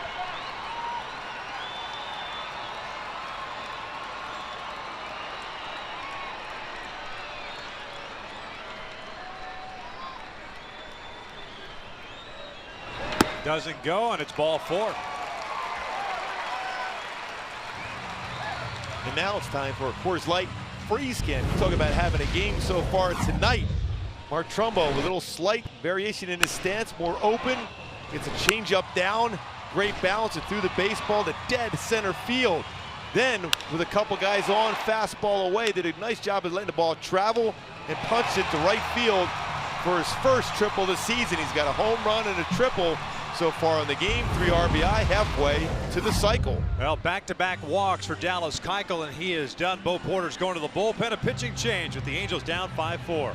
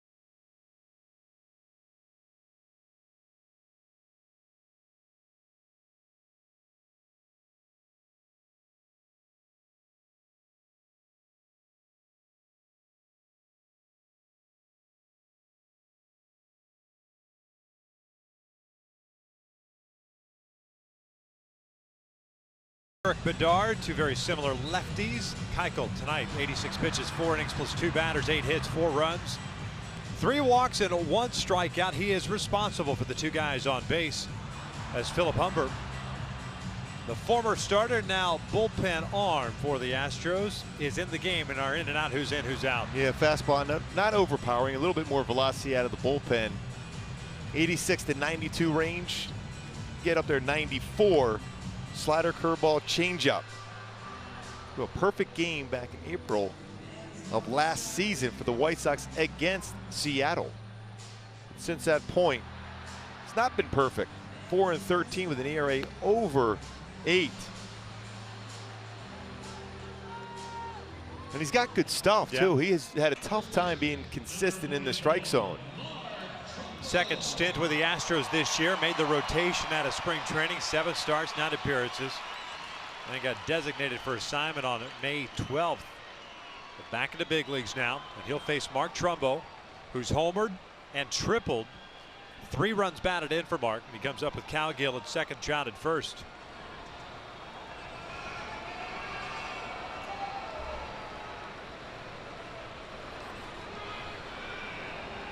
Home run for Trumbo in the second inning, his 27th. Triple his first this season, 5th of his career. Fastball in for a strike.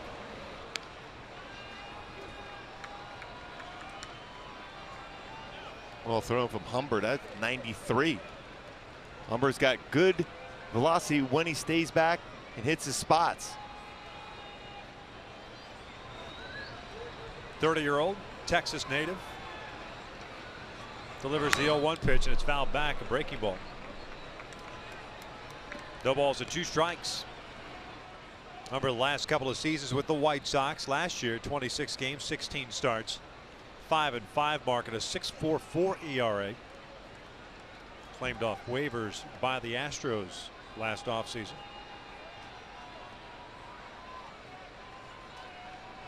Product of Rice University.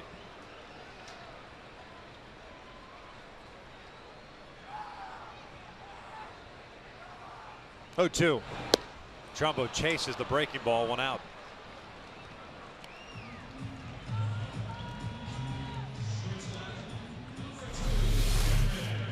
Pretty good sequence by Humber against Trumbo. Gets him to swing and miss and that hard breaking ball away. Start him off with a 93-mile-an-hour fastball.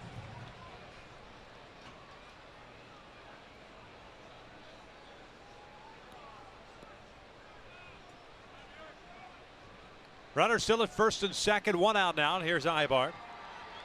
Eric 2 for 2 with a single and a double, also an RBI.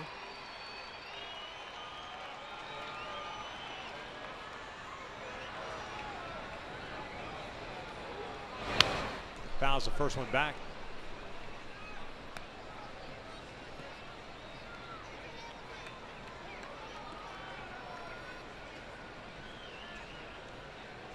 Third time that Humber has faced the Angels this year.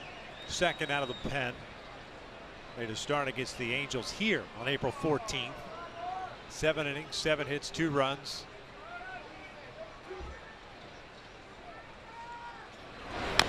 Ibar rolls it up the first base line, foul off his body. The other appearance against the Angels in Houston on May the 9th. That was out of the pen. Inning in the third. No hits, no runs. Still pretty amazing. Oh, perfect game. Well, Dallas Braden, remember for Oakland, threw a perfect game. He hasn't pitched in a couple years now at the major league level, dealing with that shoulder issue he had, his surgery and everything else.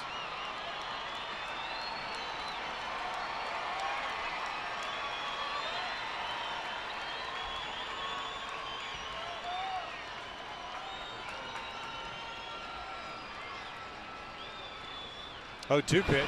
Breaking ball slowly hit towards short. Going to be a tough play for VR. Goes to first. They get Ibar. 2 outs.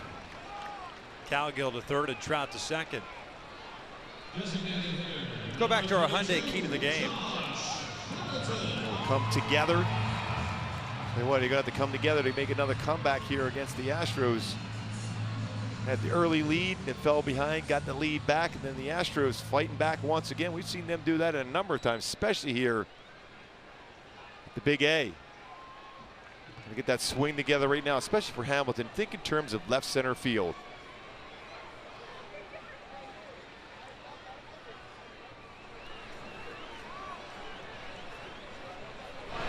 Way outside of the first one.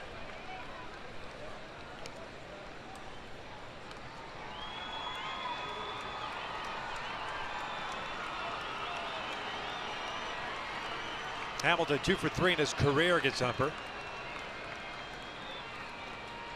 The overshift is on, but that's the shortstop, Jonathan VR, out in shallow right. Altuve at shortstop. We saw this last night. 1-0 pitch. This is pulled over to first, off the body of Wallace. He'll flip it to Humber, and the inning comes to an end. So the Angels get the first 2 men on via the walk and get nothing out of it. 5 in the books, 5-4 Houston.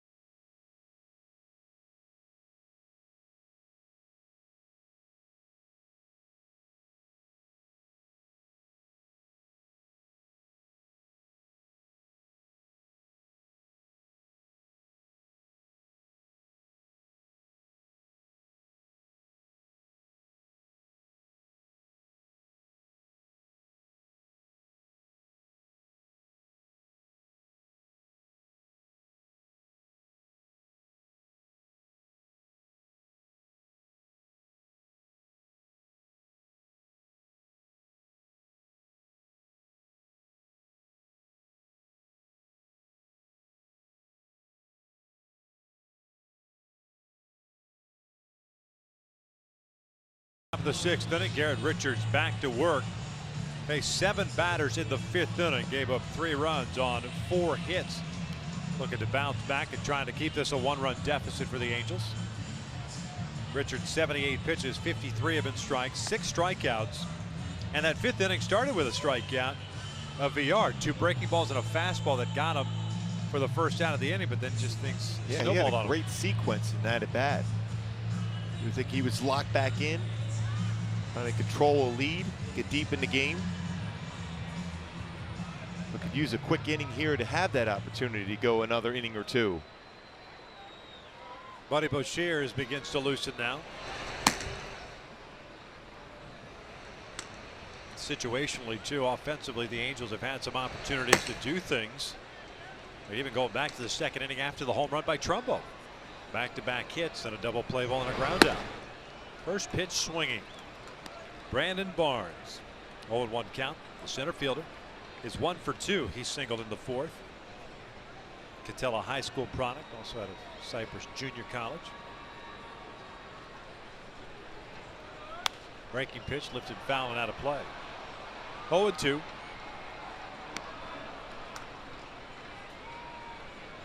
Now you wonder if he'll come right back with a hard slider, expand the strike zone. 6 times in this game he's been ahead of the count. 0-2.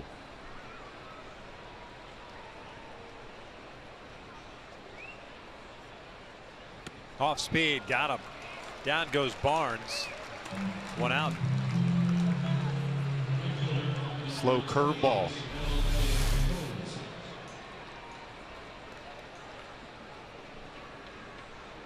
Well, a nice job as far as getting over that wrist and snapping his curveball.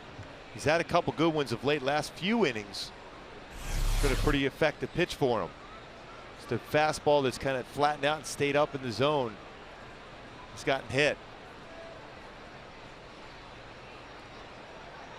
This is L.J. Hose, the right fielder. Takes a curveball for a strike.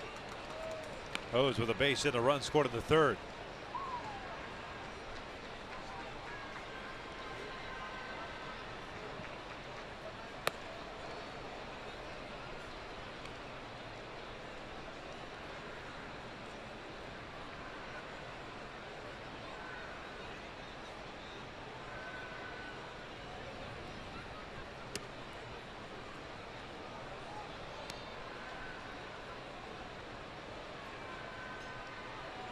Two balls and 1 strike.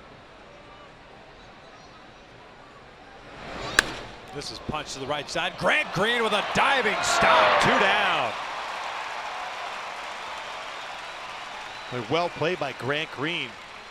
Hose has hit everything to that side of the field in these first 2 games and hit it well that way. And a great job as far as his prep step to be able to make that play. He was in position to be able to get his body moving, dives, fields the ball, and throws that Hose at first base in the outfield grass. But the important thing, that little prep step, as you get ready as a middle infielder to anticipate the ball being hit hard at you. This is a 1-hopper to short.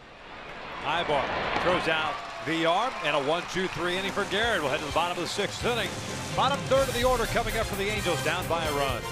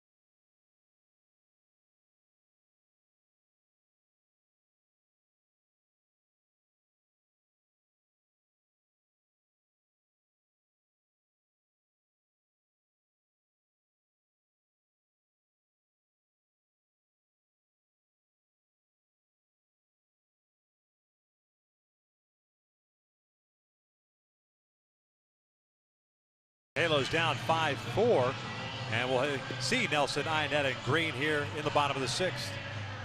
Now let's take a look at that Carl's Jr. sports update around the majors. Alfonso Soriano continues his hot streak, 2 for 4, but no RBI. 18 RBI in his last 4 games prior to today, but still 2 hits.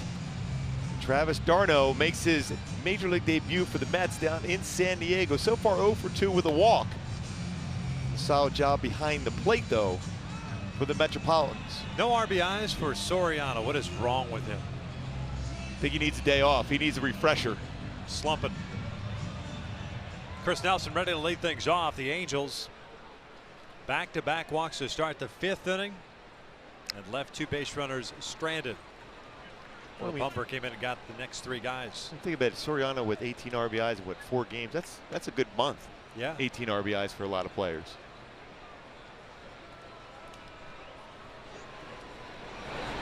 Chris Nelson looks at a strike. The Angel third baseman is 0 for 1, a double play ball in the 2nd and a walk in the 4th. And truth be told, Alfonso Soriano was non-existent prior to that series against the Angels. Yeah, he was struggling, making contact. What do you have? With 17 at bats, like 11 strikeouts? This one's fouled back just above us.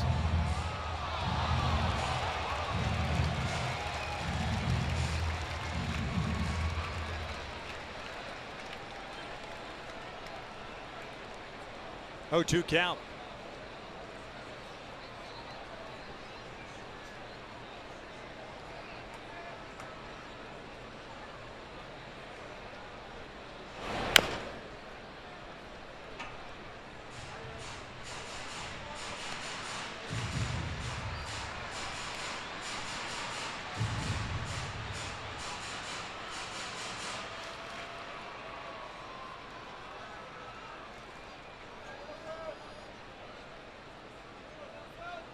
Humber this year at AAA, Oklahoma City, 4.68 ERA.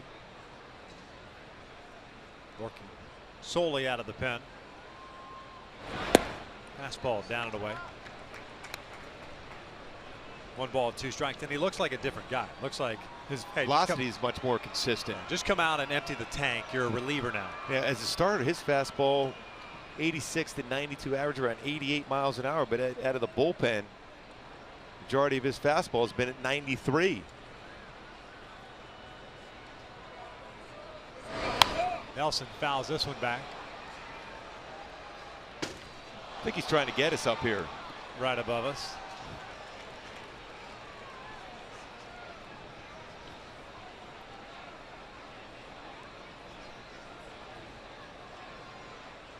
Count remains at 1 ball, 2 strikes.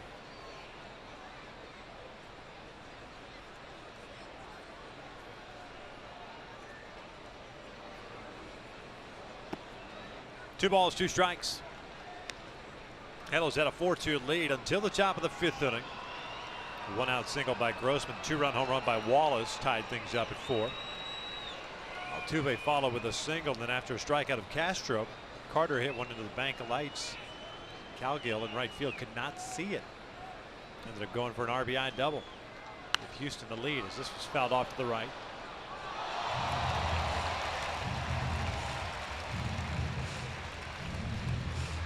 Two balls, 2 strikes still.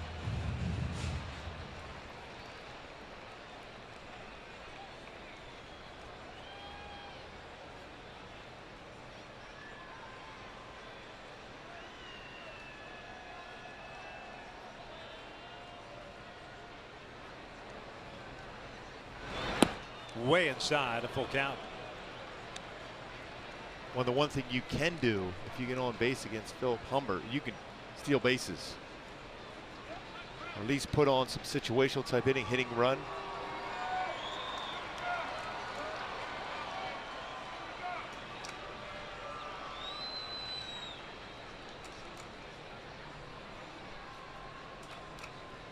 Three-two on the way. Check swing and went around. Nelson chasing what would have been ball 4. 1 out. Hey folks, Fox Sports 1 is now available on all major TV providers. Go to foxsports1.com to find out what channel Fox Sports 1 will be on in your area. One out, nobody on. It's Chris Ionett at the plate.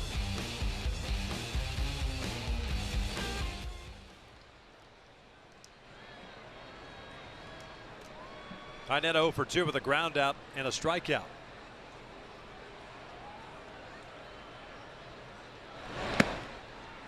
Takes down and away. Well, he consistently away with his fastball at the knees at 93. Your approach as a hitter, drive the ball that way, especially as a right-handed batter.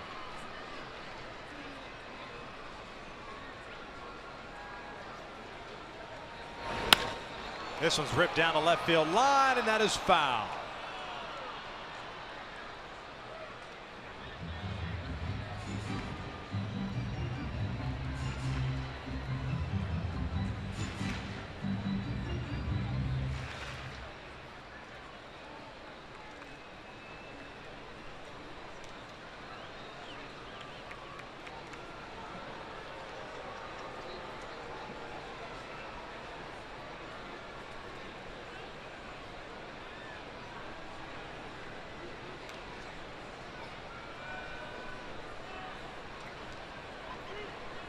One. Lifted foul and out of play.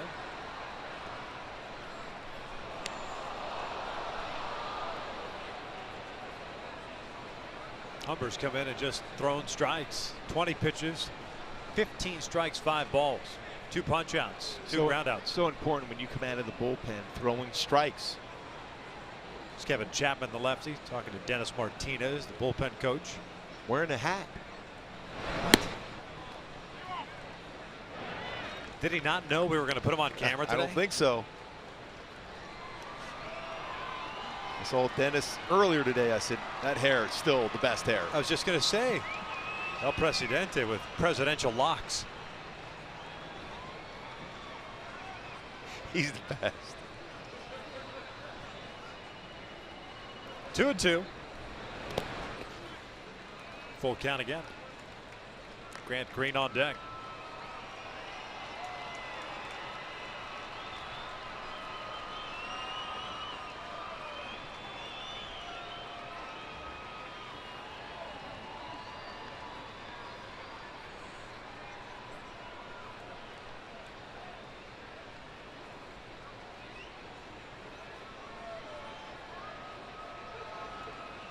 Payoff pitch, and he walked him.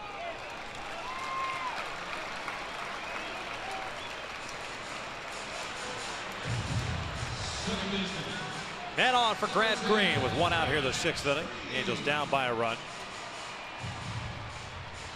It was very similar to the pitch that Chris Nelson could not hold up on. Another walk for Ionett, getting closer to that all-time record for catchers for the Angels as far as walks in a season. Bo Porter on your left, Eduardo Perez, the hitting coach, in the middle there. Doug Brocale, the pitching coach.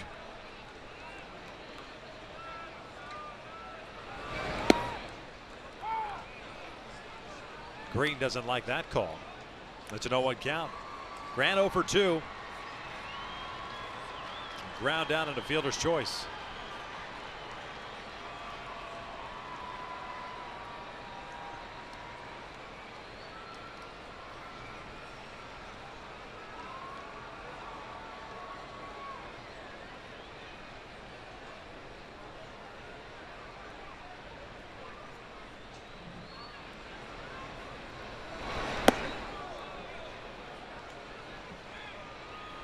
Now the finals already throughout the American League. Boston defeated the Yankees 6-1.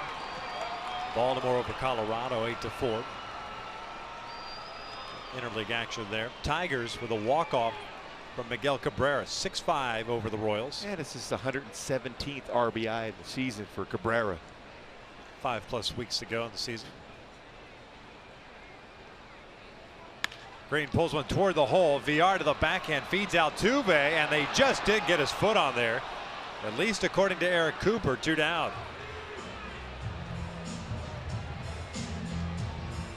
Green reaches on the fielder's choice. That's not an easy play for Altuve to be able to field this low throw and still keep his foot on the base. At that point, no chance you're going to turn a double play. You're just trying to get that force out. Drags the foot on the base. gets the force out of Chris Iannetta. So 2 outs and a man at first, and it's Peter Borges at the plate. 0 for 3 tonight. 5-4 Houston here in the bottom of the 6th. Looks like Garrett Richards will be coming back out for the 7th. Astros have the top of their order coming up.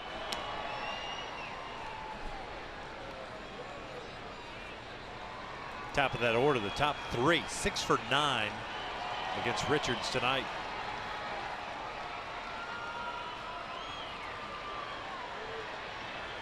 But he has 7 punch outs and no walks. Down by a run. At least right now he is.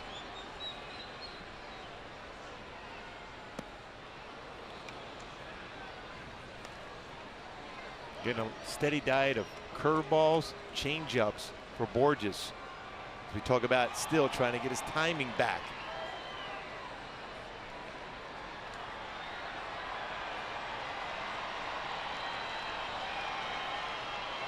Not a bad point at any time during this at bat for Grant Green to try to steal a base here.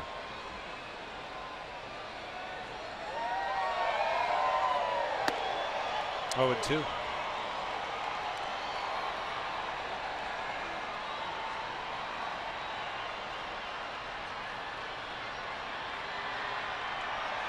Pretty good crowd tonight on the 60s throwback night.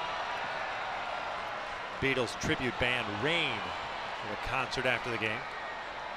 I heard Queen Nation last night was legit. Little dribbler over to third. Dominguez has it. The inning comes to an end. 6 complete here at the Big A. The Halos down to 5-4.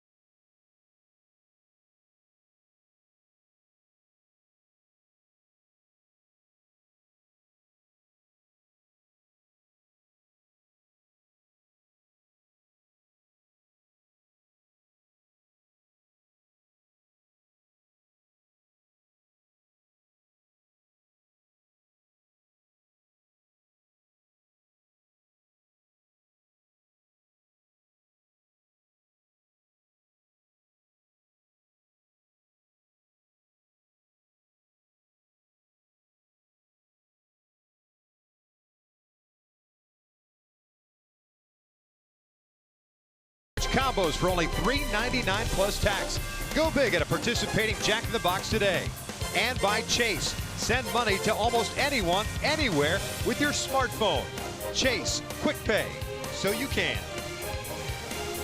Top of the 7th inning, and it's 5-4 Houston. Here's our Captain Morgan game reset. 3 lead changes in the game. Halos with a 1-0 and a 4-2 lead. Trumbo with a solo home run and a 2-run triple, and Brett Wallace 3 for 3 with 3 runs batted in. He'll be coming up. Hopefully he doesn't come up and do any more damage, but he'll be up second in the 7th inning with Garrett Richards back out on the mound.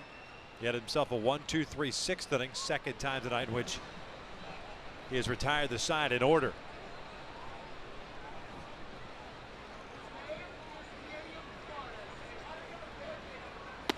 Robbie Grossman, the left fielder, looks at a strike. He's 2 for 3, a couple of singles and a run scored.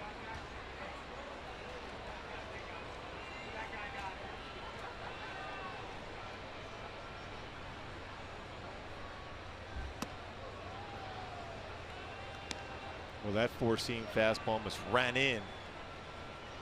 Got Grossman.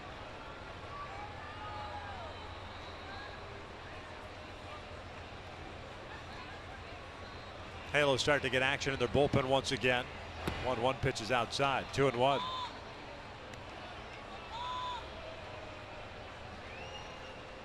Buddy Boshear's back up and loosening. 1, 2, and 3 for the Astros here in the 7th. Grossman, Wallace, and Altuve. 3-1.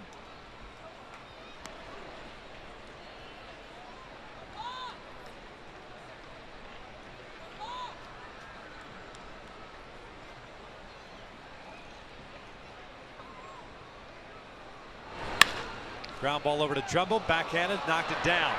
Feeds Richards, and the throw sails over the head. And fortunately for the Angels, it hits the screen. Trumbull threw a rocket over to Richards. So Grossman will reach to lead off the 7th. One of those tough hops, similar to the hop that Trumbull had a field last homestand that got him on the bare hand, the throwing hand. Knocks it down. And the high throw. Richards a little bit late getting there towards the base.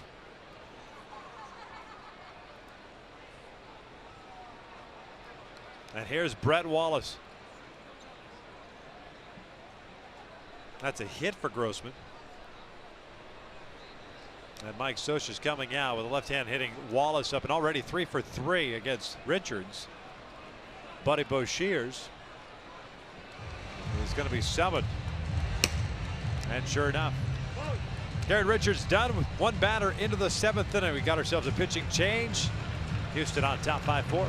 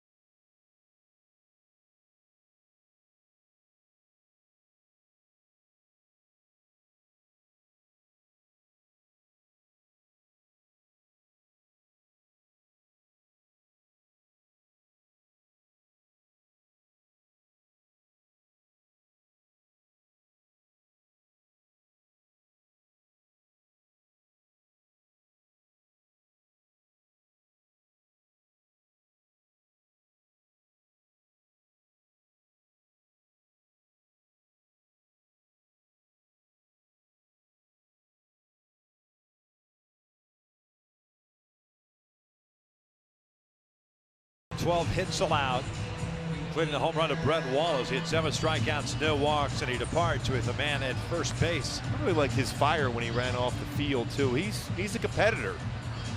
He knows how important this start was for the club, especially after losing last night.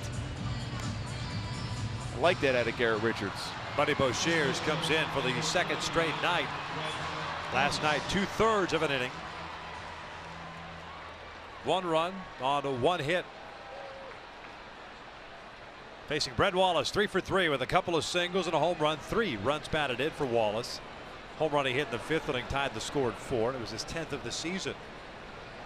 27 RBIs. Trumbull playing in front of Grossman at first base. First one high, and it's 1 ball, no strikes.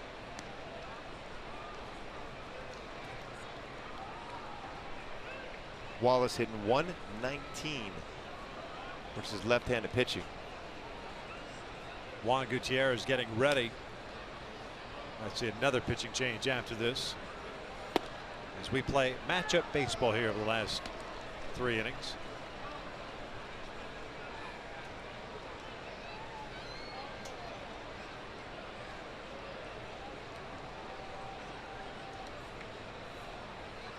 Angels bullpen now with a 15-20 record and a 4.48 ERA. 1-2.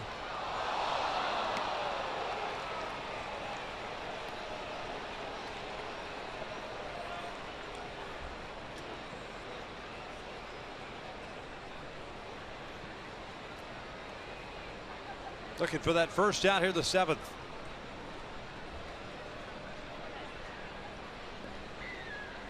Leadoff single by Grossman, just the second time tonight in which the Astros have had their leadoff man reach. The other was back in the 3rd. He came around to score. 1-2 upstairs. 2 balls, 2 strikes.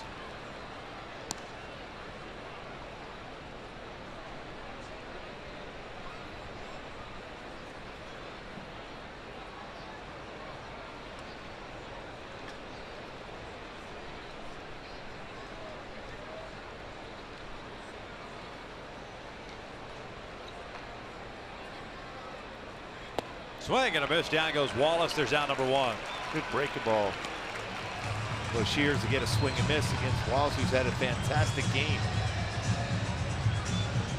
Second baseman, number 27, Jose Altuve. Nice job of snapping that breaking ball off. Nice curve ball. Wallace couldn't stay back and try to drive the ball the other way. Very good as far as his swing, especially against right-handed pitchers, hitting the ball the other way. Shears stays in to face Altuve. With 1 out, 1 on. Astros second baseman, a 1-for-3 night. Singleton scored in the 5th.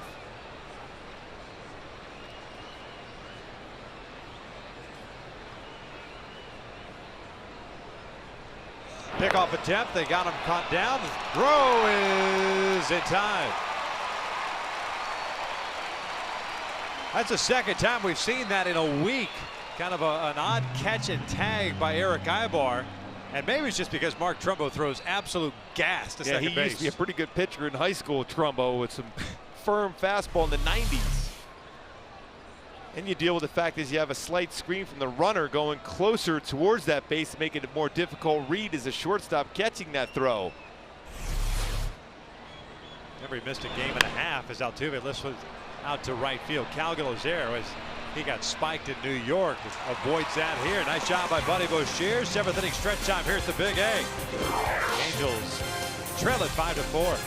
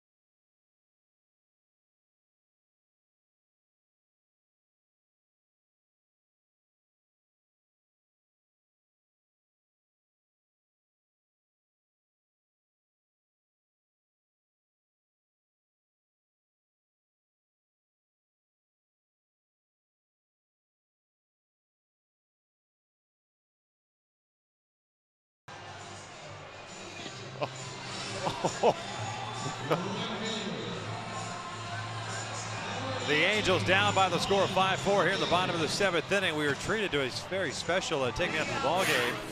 The Beatles tribute band, Rain. You've heard of them? Yes, Ben Rain. Yeah, they play Beatles music. Yes, can't wait. Yeah.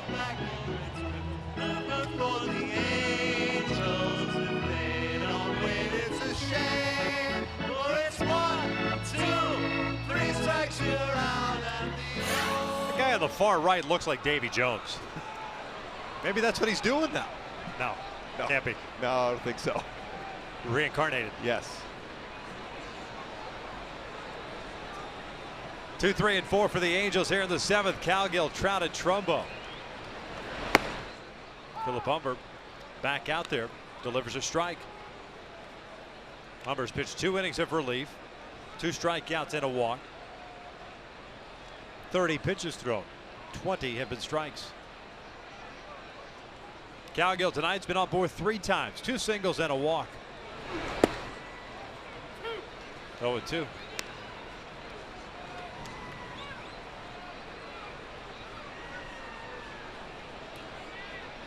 .31 pitches for Humber so far, 22 strikes.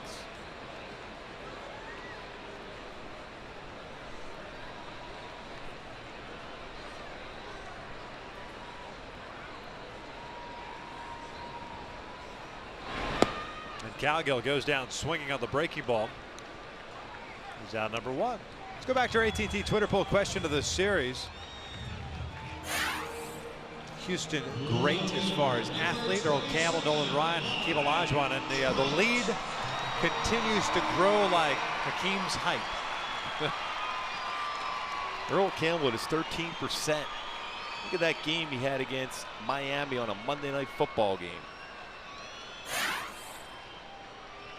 Boy, if I didn't know any better, I thought you were lobbying for Earl Campbell. I'm just trying to keep it close. You want everybody to have participation medals. Yes, indeed. Oh, that's always your favorite thing. That's your favorite topic. Yeah, absolutely. Everyone gets a trophy. And why not?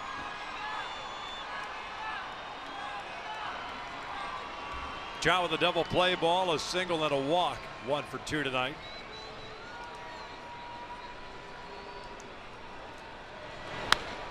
Fouls this one back to the right.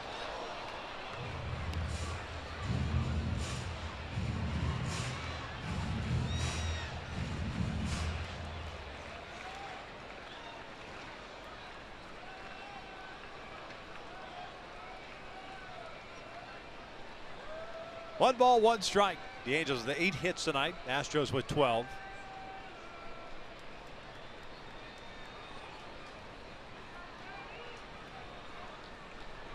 Halos 2 for 8 with men in scoring position tonight. Stranded 6.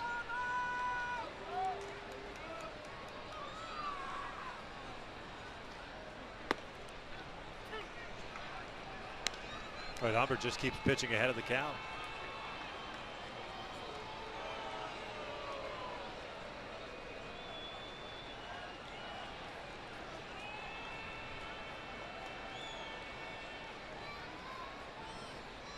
Trumbo on deck. Humber came into the 5th inning after Keuchel walked Cowgill and Trout to start that 5th. They were both stranded.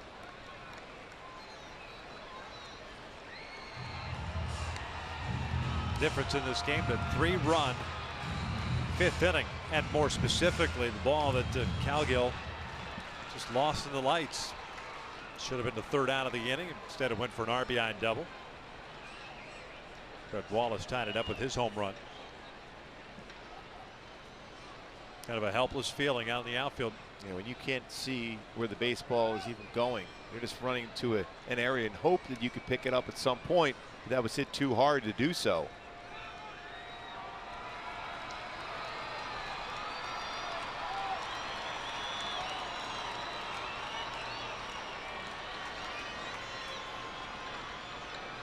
Overall, pretty solid effort from Garrett Richards tonight. Full count.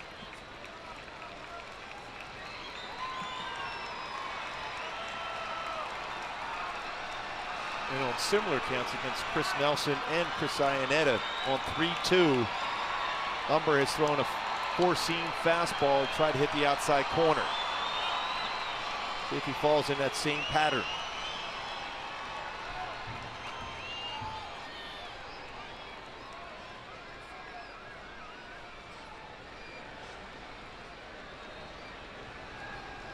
Three-2 on the way. And he walked him. Second walk issued by Humber. Second picked up by Trout. And here comes Trumbo. First batter that Humber faced in the 5th inning, and he got him on 3 pitches. I think Mark's got to allow Mike Trout to steal a base here. Maybe you take one pitch. Trout with 27 stolen bases. Humber's allowed 4 stolen bases in 4 attempts.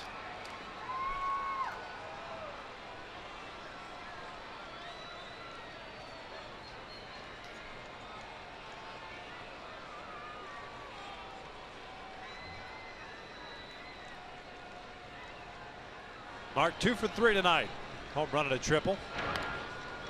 Humber almost fires that past Wallace.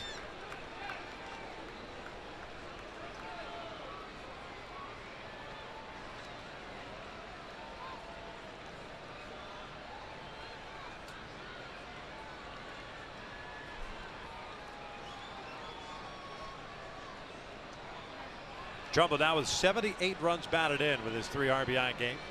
Tied with Trout for the lead. 0-1.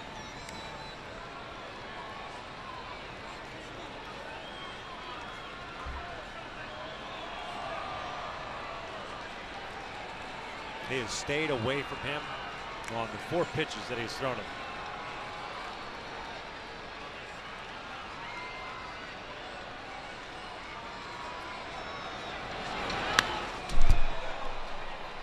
Pretty good hack at that breaking ball. Well, you got to believe right now he's going to see a slow curveball off the plate.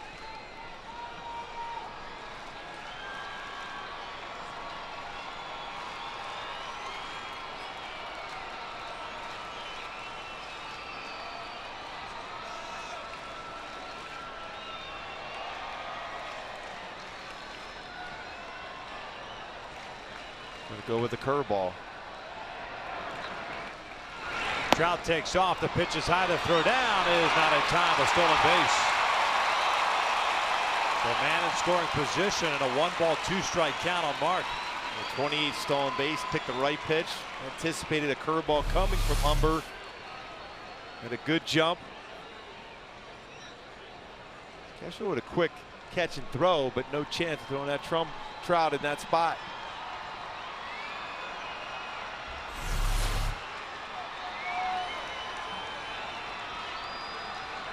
So tying run in scoring position. Houston leading at 5-4 here in the 7th. Ibar on deck.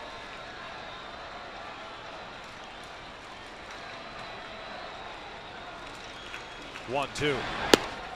Trumbo chases the breaking ball way off the plate for the 2nd consecutive at bat. 2 down.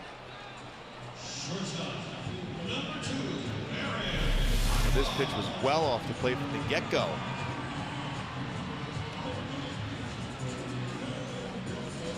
Breaking ball. Good downward action to that pitch.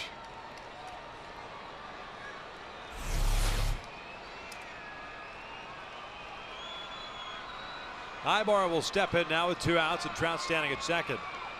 Eric grounded is short of the 5th inning against Humber. Overall in the game, 2 for 3 with a single and a double. Picked up an RBI as well. 41st of the year.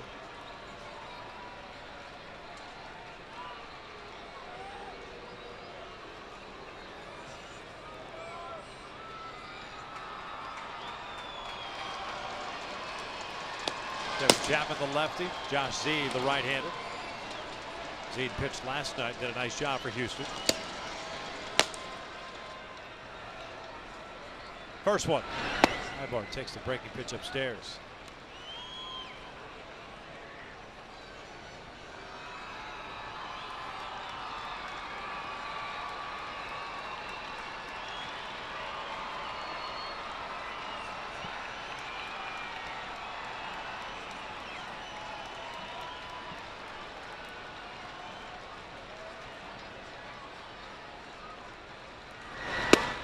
One and 1.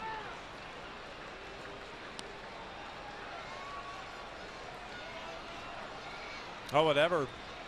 Doug Brocail has talked Phil Humber into certainly his work. Nice job out of the bullpen. Always been a guy that lives on the outer part of the plate, and if you keep it down, you can be very effective in that spot of the strike zone. We'll talk things over here with Jason Castro.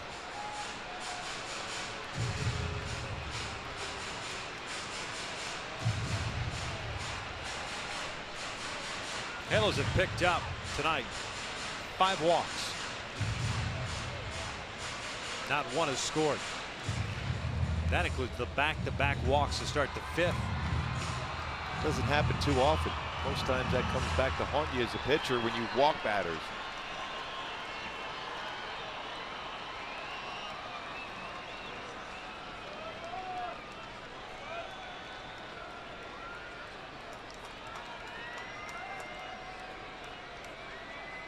Trout at second, the 1-1 pitch, and Ibar fouls it back 1-2.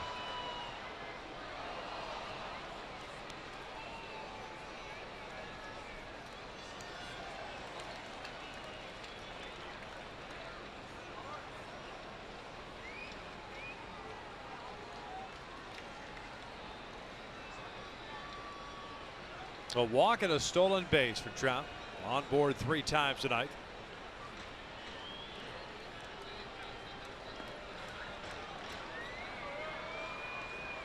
Grossman, the left fielder, playing very shallow against Ibar toward the foul line. 2 balls, 2 strikes.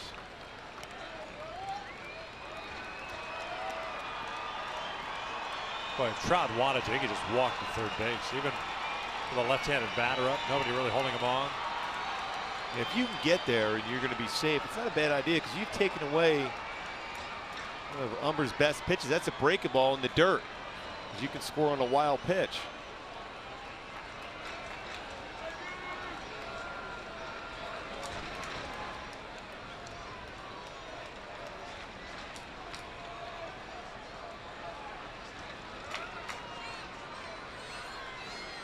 You got to believe if Ibar reaches base, Will Porter will go down to the bullpen once again with Josh Hamilton on deck.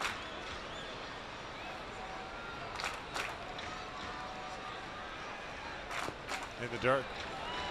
Full count now.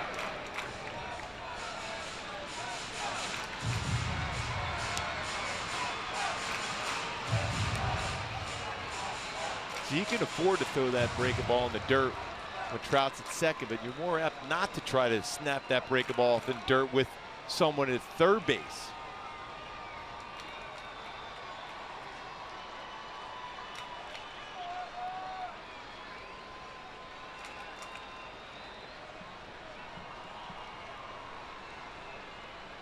Three balls and 2 strikes.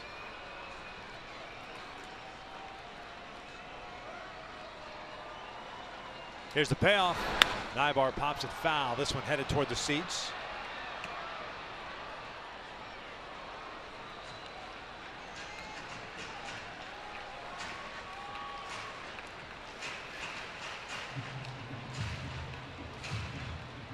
Trout back to second. Angels with a run in the second, 3 in the third, and at that point taking a 4-2 lead.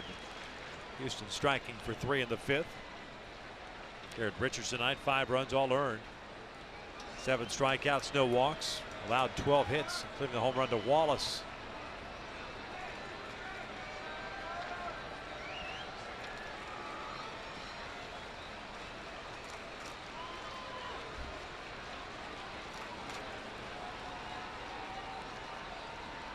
Another 3-2 on the way. Ibar shoots it to the third baseman. Dominguez, and it's over his glove. Trout is being waved in. Here comes a throw from Grossman, and Trout is safe at the plate. We're tied.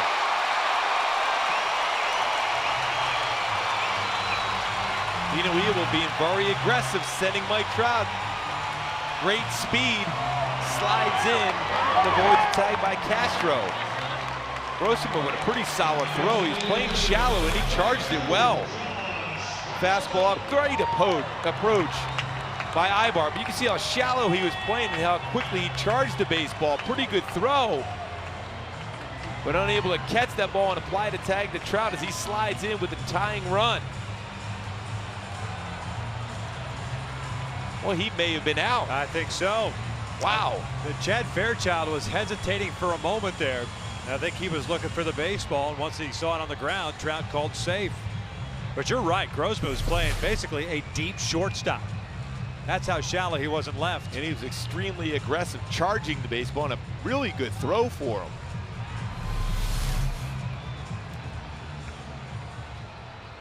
Wayne, if he holds on to that baseball, he's going to be out.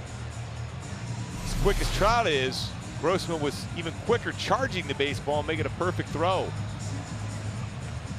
Oh, with Josh Hamilton due up, Bo Porter's going to the bullpen, the lefty. Kevin Chapman's coming on in relief. With 2 outs here in the 7th, Ibar getting into scoring position. The Angels and Astros tied at 5.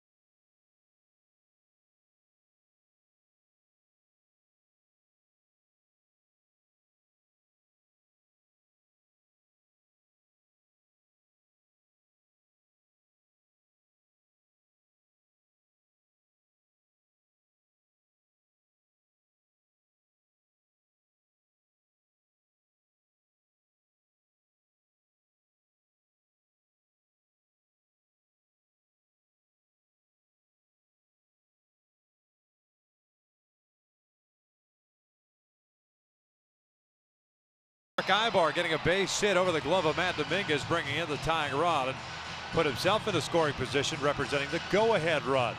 Kevin Chapman, the lefty, is on in relief. 25-year-old native of Coral Springs, Florida, comes in to face Josh Hamilton. Chapman pitched last night in a similar situation to get Hamilton, and he got him to pop out into shallow right. Yeah, fastball 90-94, but a very good slider. You'll probably see a lot of sliders here to Hamilton.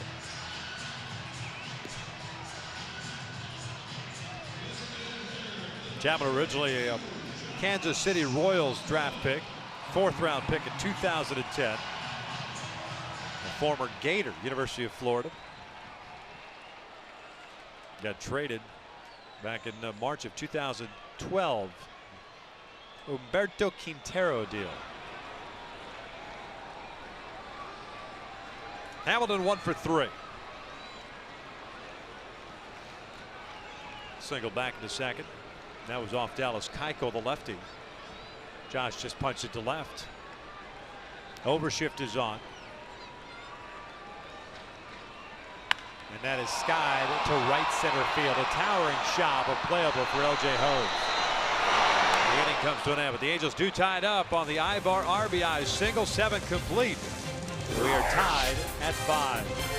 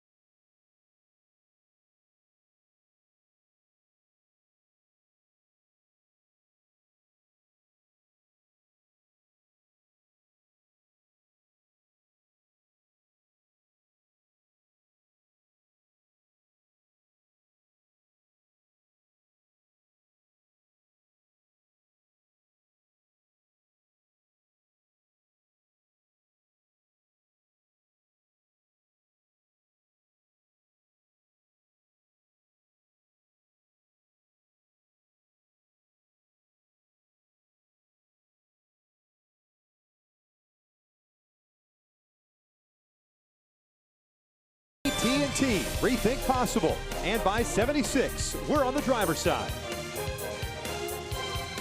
Top of the 8th here at the Big A. We are now knotted up at 5 apiece. And courtesy of that man, Eric Ibar with the RBI single. 3-hit game for him. Mike Scioscia's gone to the bullpen, and it's right-hander Dane De La Rosa taking over on the mound for Buddy Boshiers, who actually did a very nice job of finishing off that 7th inning. Yeah, very solid pickoff, strikeout. 3 outs, 1 solid inning. Now it's up to Dane De La Rosa to keep this tied and let the offense take that lead in the bottom of the 8th. De La Rosa last pitched on Thursday. 2/3 of an inning. 1 hit, 1 strikeout, 1 walk. Castro, Carter, and Dominguez for the Astros here in the 8th.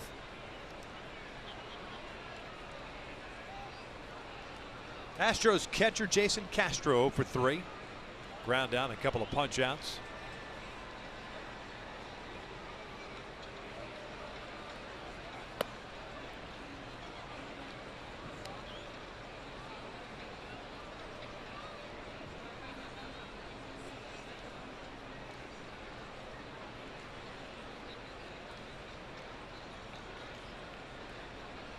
One-0 pitch.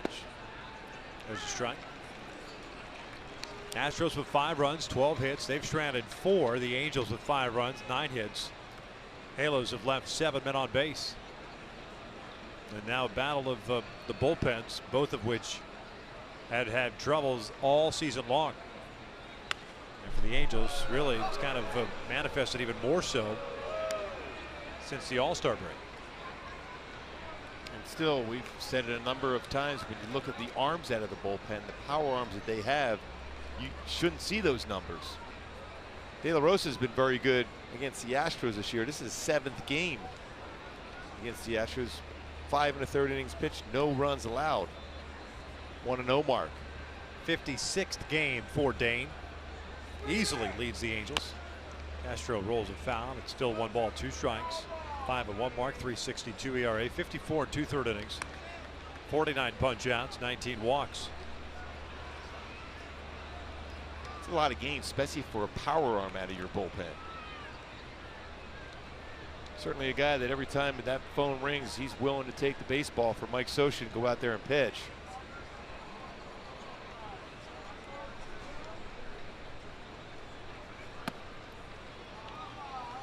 Off speed. It's 2 balls, 2 strikes.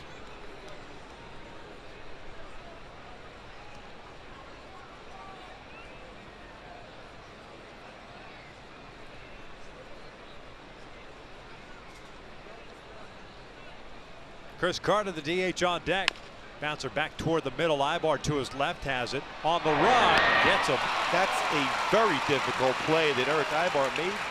Must look easy. He's on the second base side of the base.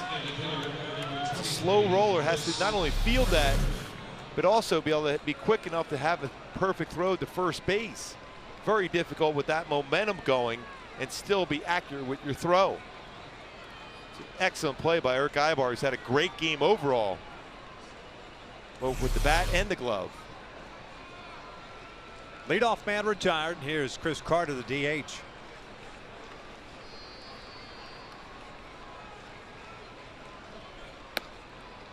One and 0. Carter 1 for 3, an RBI double in the 5th. That's that ball we were talking about that Cowgill just never saw. 16th double, 62nd RBI for Carter. 1-1. The Angels in the bottom of the 8th inning have the bottom third of their order coming up in Nelson, Ionnet, and Green.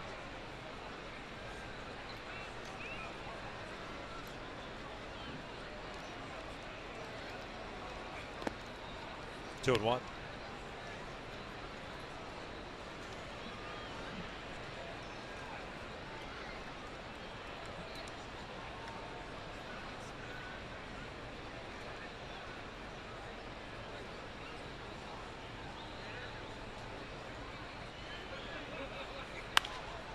Skied foul on the first base side. 2 balls, 2 strikes. See if Dane throws a breaking pitch now. Carter this season against the Angels, 15 hits, 48 at bats, 6 home runs, 17 RBI.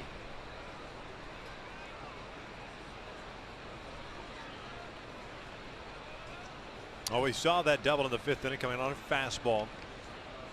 Most of the damage that he has done has been on that fastball.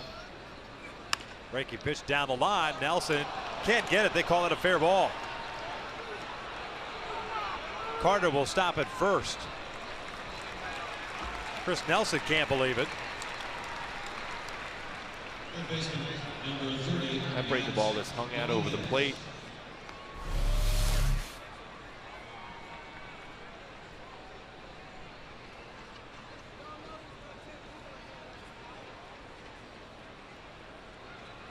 See exactly that landed right on the chalk. Yep. Paul Schreiber right in position to see that. Got the call right. 2-hit night for Chris Carter. Here's Matt Dominguez, a third baseman. He's gone 1 for 3 with a single. By the way, that's well played by Trout to get over and get to that baseball, prevent Carter from getting a double. Now you still keep a double play in order for a guy that will roll into a double play in Matt Dominguez.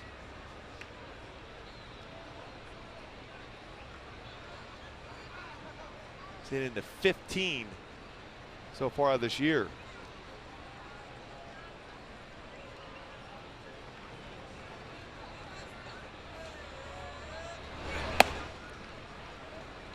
Falls behind here, 2 balls and no strikes.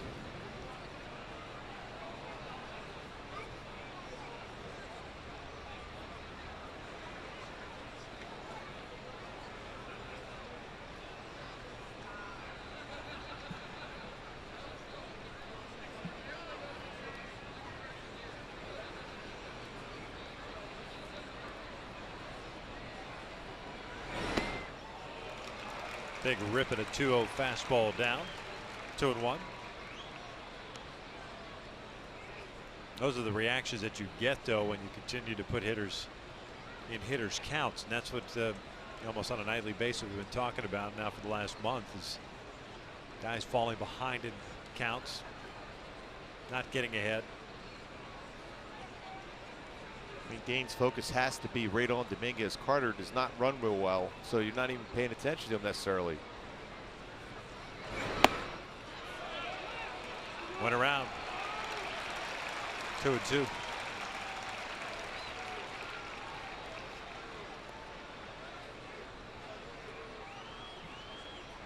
Base hit by Carter down a third base line. The 13th hit for Houston tonight. Matches what they put up on the board last night.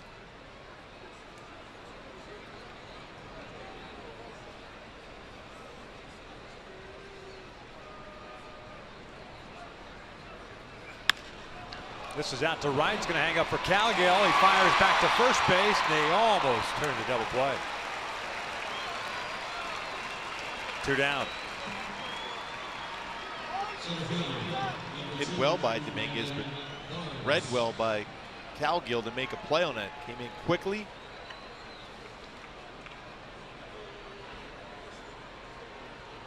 It's hit low enough that the lights were not an issue.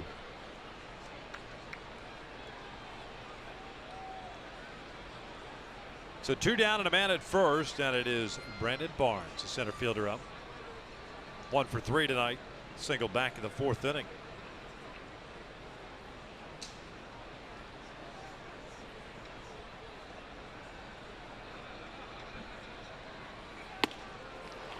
Came right after him. 0-1.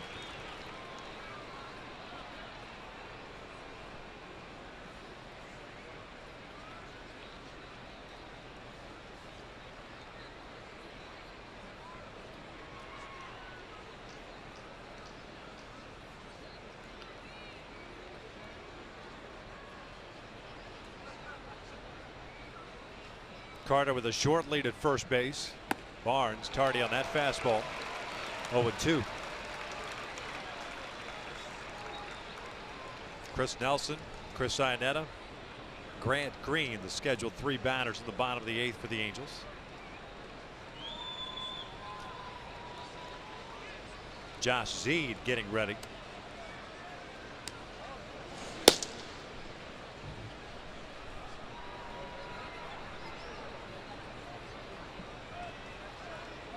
And now the 0-2. Swing and a miss. Down goes Barnes. The inning comes to an end. We will head to the bottom of the 8th. Angels and Astros still tied at 5.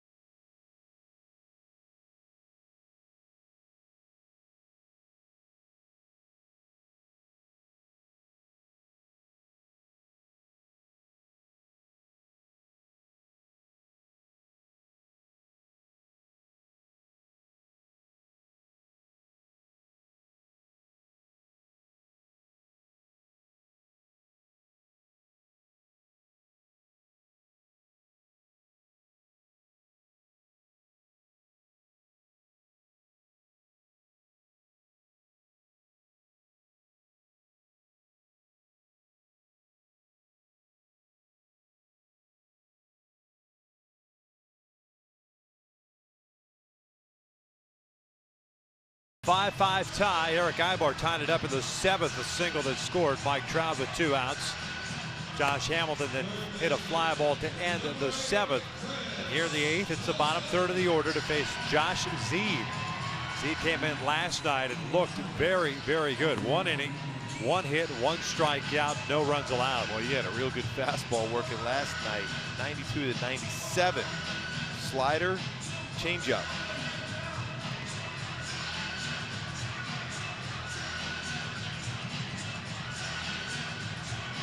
40,246 in the house tonight. Concert after the game. Beatles tribute band Rain will be playing. Folks hoping to even up the series at a game apiece after losing game 1 last night by the score of 8-2. Tomorrow it's a 12:35 start here at the Big A. Jason Vargas, the lefty, will be on the hill against Brett Oberholzer. Rolls right out the tongue. Oh, no question. Chris Nelson 0 for 2. Double play ball, a strikeout, a walk. And has the ability to drive the ball the opposite way, a long way. Yeah, we saw that in New York, right over the 385 sign on a 10-pitch at bat. Z's first one is upstairs. 1 ball, no strikes for the Vanderbilt product.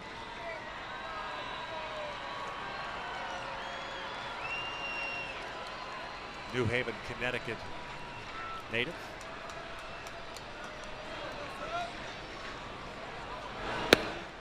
We want 2-0. a pretty good jump ball between De La Rosa and Zeed. You're absolutely right. I think Dane said, yeah, he'd get it. He's got better hops. 2-0 pitch.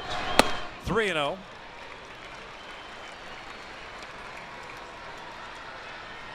Exactly what you're looking for, the base runners. This allows Mike Scioscia to do some different things.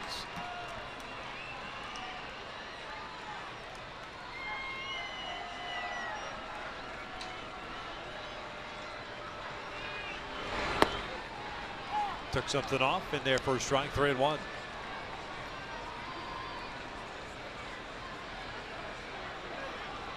You also have the option, if you want to, if Nelson makes it out, to go to the bench and bring in Hank Conger, pitch hit, lefty to face Zede.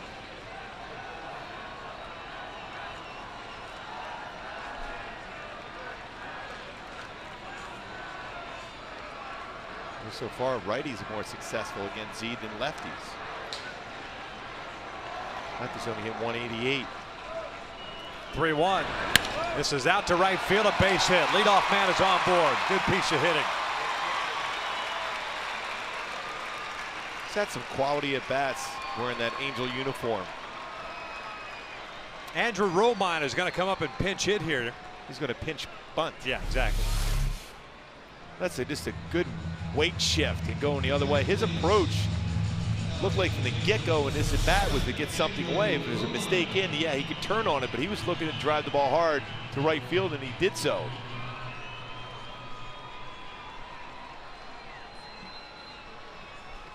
You're more likely to see your customary step off from Zede just to see if Romine's going to square around, but there's no doubt that's what he's up there to do. Dominguez way in over at third base.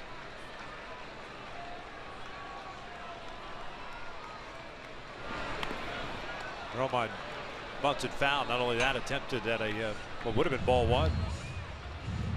That's the thing. Sometimes you forget you don't necessarily have to at everything that's thrown up there.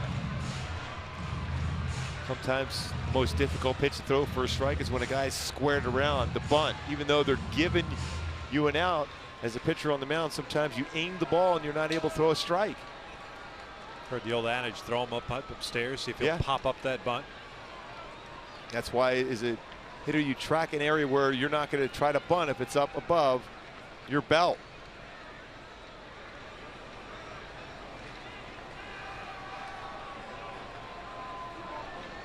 Onus here is on Chris Nelson to make sure that he is safely extending that secondary lead. With Dominguez playing so far in, and he's able, if the ball does trickle down to third, you can get to second base. You got to believe that Dominguez is thinking he's going to take a shot at second base. Strong arm. Although it's going to have to probably be to the shortstop. 1 ball, 1 strike. So a more difficult throw at times for a shortstop to feel from a third baseman if you're trying to have a force out at second. It's a different angle to throw the ball to, especially when you're coming in as a third baseman. You were talking about tracking the baseball, and this is where old timers will tell you that the quote unquote sacrifice bunt, which many nowadays don't really care for because you're giving away an out, but that whole squaring around and being able to face the pitcher straight on, and you could see and track the baseball a little bit better. 1 and 2, and Romine able to put the bunt down as he takes a strike. When both corner infielders crashing in to make that play at second. And it catches the corner. Still believe the bunt's going to be on, even though he's behind in the count 1-2.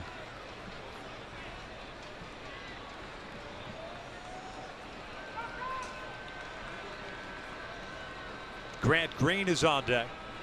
Then back to the top of the order. And bunt. Beautiful bunt up the first base line. Just denned it perfectly. 1 out. Well done by Andrew Romine.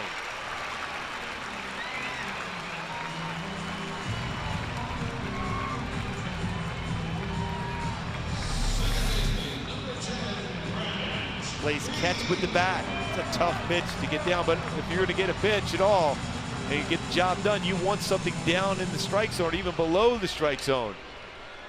It was almost as if their strategy, the Astros, was not the same because of 2 strikes. Wallace was charging earlier in that sequence, stays back, Romine gets the job done.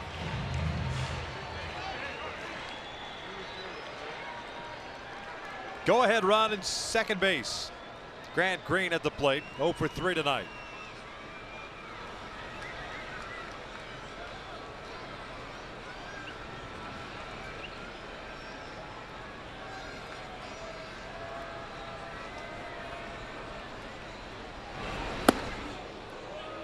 One and 0.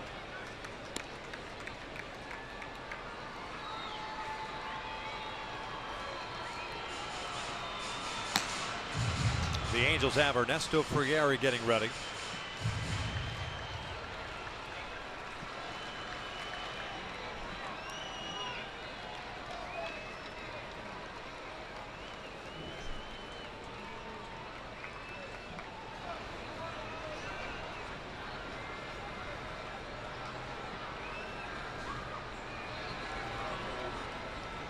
Downfield at normal depth for Houston. Green lines one to short. 2 outs. VR got a good read off the bat. Center fielder, number 25, Peter. He's playing in the hole also. Reads it. Makes it look routine. Little top hand spin. Kind of Borges getting his first hit since coming back from the DL right here to give the Angels a lead. 0 for 4 tonight. 4 ground ball outs. Peter's just been pulling off the baseball quite a bit, especially on the off-speed stuff.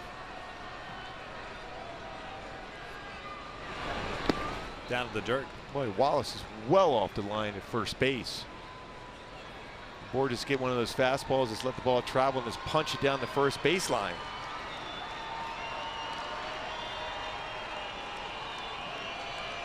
With Borges' speed, it might be a difficult play. Any ground ball in the infield anyhow with Wallace that far away from the base.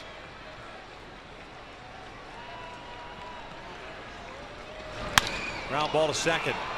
Altuve has it. We'll head to the 9th, tied at 5.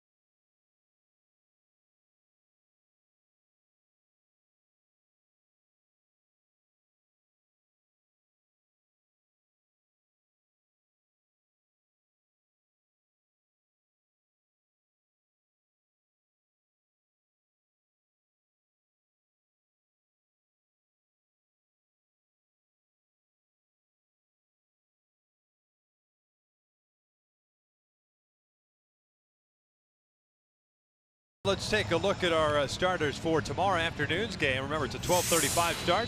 Angels Live will kick things off at noon. Fred Oberholzer against Jason Vargas. Oberholzer, one of their prized prospects, getting an opportunity to start. 2-1 with a very good ERA, 2.53. Pretty firm fastball from him. 89-92 range, but a good curveball and changeup. Here in the 9th inning, there's Mr. Oberholzer. Ernesto Frieri takes over on the mound for Dane De La Rosa. Ernesto trying to bounce back. 51st game, 0-4 record and a 4.59 earned run average. He pitched Thursday at Yankee Stadium when 1 inning, had 1 hit and 2 strikeouts. A much better, cleaner performance in that 8th inning. Yeah, he's got good numbers in his career versus the Astros. He's 1-0 with 4 saves and ERA 1.86. It'll be his 9th game against the Astros.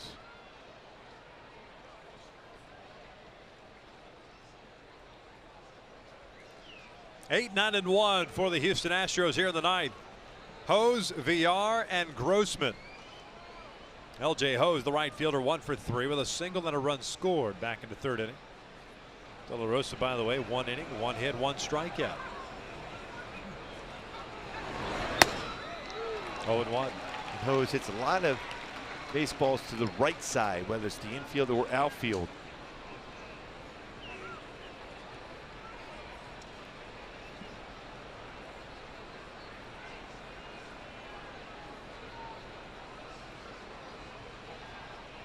The 1 pitch.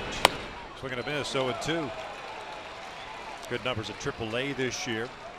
The Orioles farm system. 3rd round pick by the Orioles in 08. Came over in the Bud Norris trade.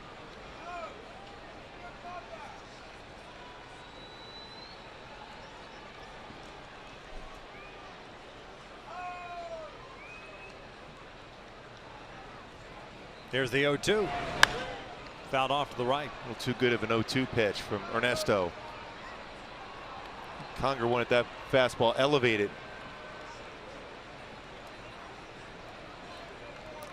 Andrew Romine pinch hitting for Chris Iannetta. Conger taking over behind the plate.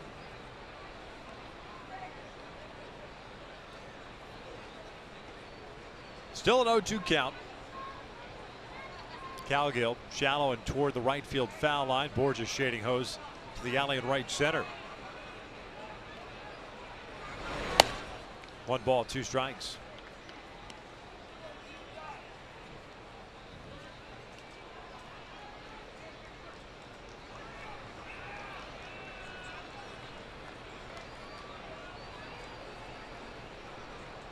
Jonathan Villar, the shortstop, is on deck. Then it's back to the top of the order, and Robbie Grossman, the left fielder. Now the 1-2. Just off the plate. 2 balls, 2 strikes.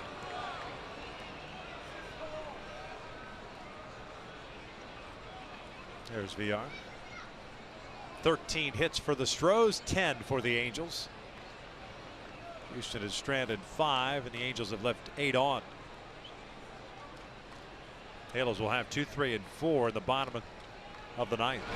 2-2 down the line. That's a fair ball. Cowgill plays the carom. Hose is going to try to go to second. Ibar comes off the bag, applies the tag according to Ibar, and Eric Cooper calls him safe. Very aggressive LJ Hose. And Cowgill charged that ball so well and quickly throws it in. And another base hit that way for Hose. See if he applied the tag. Wow, Yeah. right there on the 2. Can't you ask for help here? He might. Yeah, they might do it. He got him right on the jersey. Sure You can enough. see it right at the 2. I mean, Eric Ibar doesn't react like that unless he knows he applied a tag. As it stands now, it's a double. I mean, I guess all you can hope for is that Jeff Kellogg, the first base umpire, followed the throw in from Cowgill and then was able to see a tag.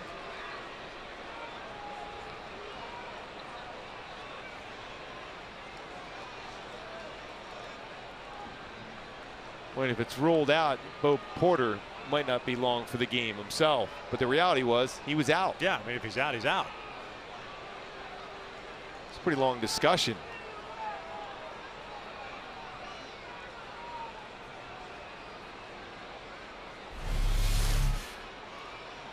Well, you can see the way that tag is applied right on the number 2. Yeah, they're calling him out. And here comes Bo Porter.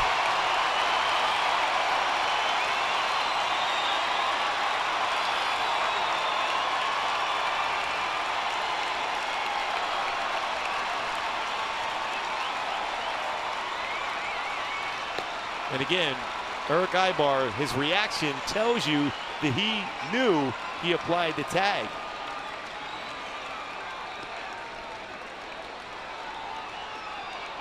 And Eric Cooper wasn't necessarily in that position to be able to see if the tag was applied, got the help, and he got the call right.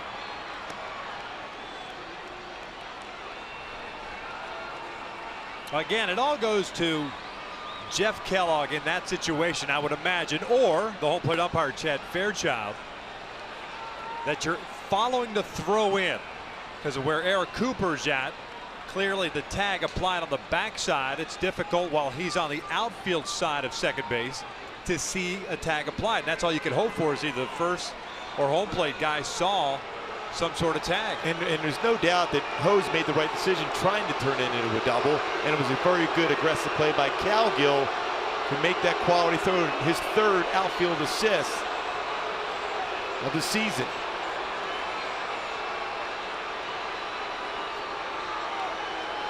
Oh, we mentioned Calgill was playing shallow and toward the foul line.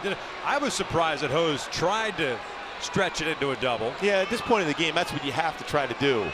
You have to try to get into scoring position. And Frieri's got to get some throws in here so he doesn't cool down. Bo Porter is hot here. Now Kellogg is getting involved in the conversation. Well, you knew he was going to react that way. There's no doubt. Again, another base hit that way by Hose.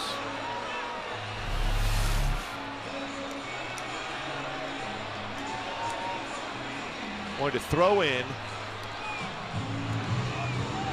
And you can see Eric Ibar right there. He doesn't react unless he feels he applied the tag. And the aggressive throw from Calgill, and the tag applied right on the number 2. And as you watch that play develop, not that shot there, but the previous shot, you see Kellogg going down the first base line to make sure there's no interference. And he could see the tag on the number. And not only that, the home plate umpire trails the runner up the first base line. So two umpires have a better shot at seeing than even Eric Cooper did. But at this point now you've got to move things along here. You've made your point. It's not going to change now. And a matter of fact, the umpires got the call correct. Exactly. And at this point, the umpires have to move the game along. They're not going to change it now.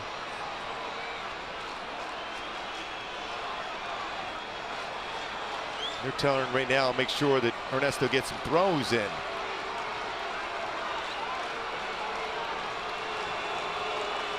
And this goes back to the whole point we were talking about yesterday with the whole replay situation and the quote-unquote challenges. Let's assume for a moment the challenges have been used.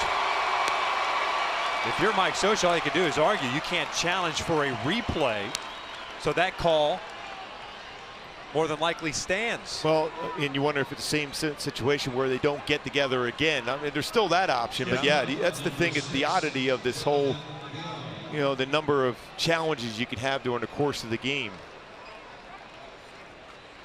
Goes as a single for Hose and a 9-6 put out for the first out. Now Frieri, unless I missed it, didn't throw any pitches. Threw a couple early and then that was it. Here's Jonathan Villar, speedy shortstop, 1 for 3. First one's low.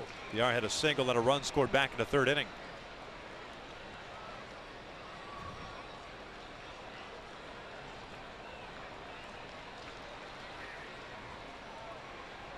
Nelson at third base, playing in on the grass.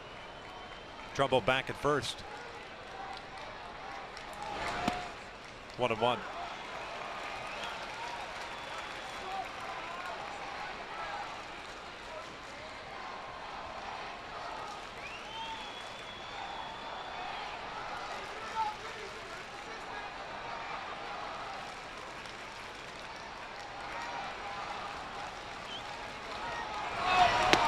Swing and a miss, soft speed pitch, 1-2.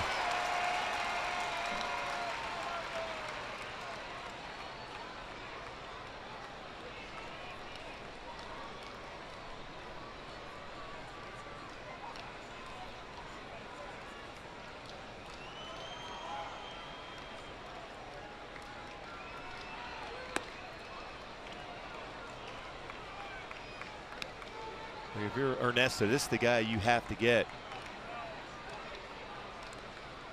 Villar with tremendous speed.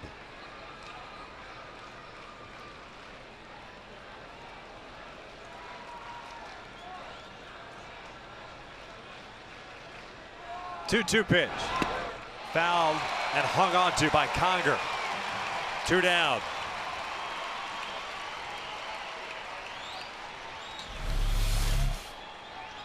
His fastball, lateral movement, gets a swing and miss from Ernesto.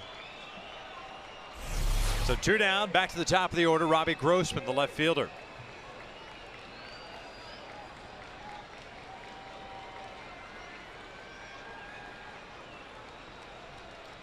Three-hit game for Grossman, 3 singles, a strikeout and a run scored.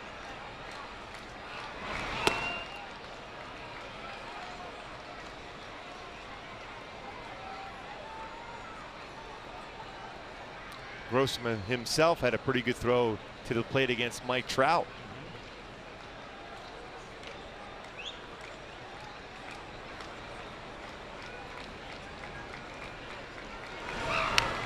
Foul back. 1 ball, 1 strike. Well, that got him right on the hand. And you got to remember, Chris Iannetta already out of the game.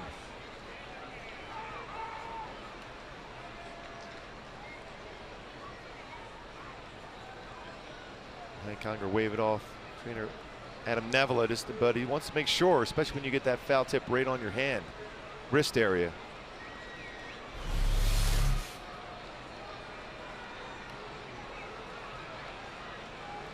Or square right on that wrist.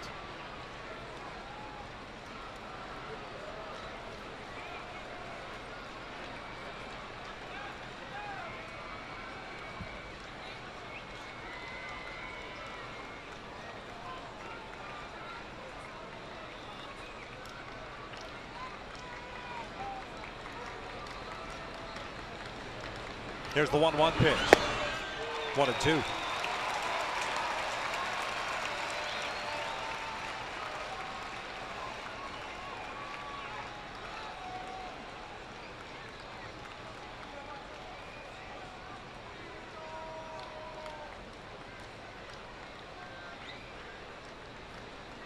Halos in the bottom of the 9th inning with Calgill, Trout, and Trumbo due up. Frieri trying to keep it a 5-5 tie. Josh Fields, right-hander, getting ready in the pen for Houston.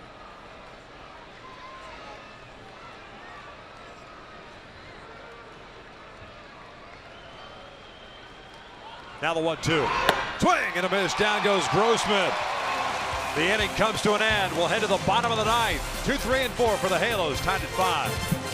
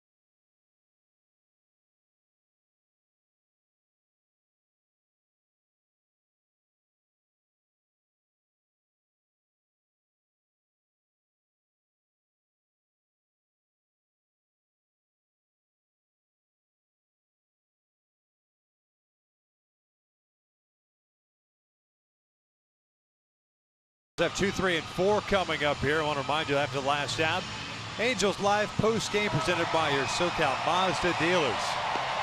Let's have a fun post game for you down there, Victor. You and Tim. Oh, from your lips to God's ears, Yes, Scooby. yes, indeed. Josh Fields comes on in relief here. 28th game, 1-2 record and a 6.85 ERA. Has 2 saves on the season. 26 punch outs at 23 and 2/3 innings. Made his big league debut on April the 2nd. Fastball 92 to 95. curveball, changeup, throws a lot of fastballs. 70% of his pitches are fastballs. Fields a Rule 5 selection from the Boston Red Sox. Originally a first-round pick by Seattle back in 08, then got traded to to Boston from Seattle. J.B. Shuck is going to lead things off, pinch hitting for Colin Cowgill. Cowgill finishes the night going 2 for 3, 2 singles, a walk, and a strikeout. First one is way inside. JB a 290 average. 15 doubles, 3 triples, a home run, 30 runs batted in. He's 2 for 8 as a pinch hitter this year. Former Astro.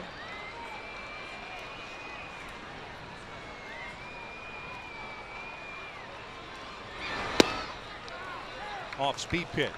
Catches the inside corner. It's 1 ball, 1 strike.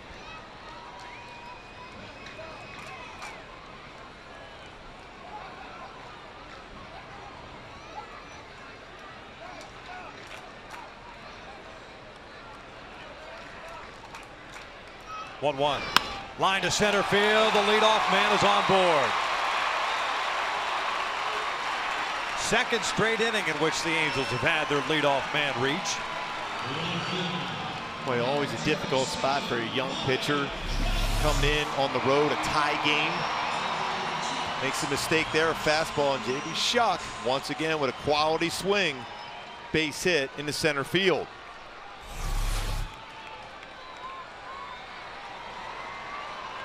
So Mike Trout will bat with Shuck at first base.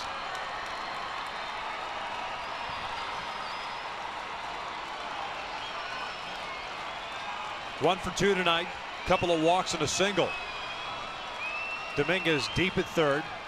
Outfield in a no doubles alignment all the way around. Castro, the catcher, asking for time, and it's granted. Base hit by Shuck, the 11th for the Angels tonight.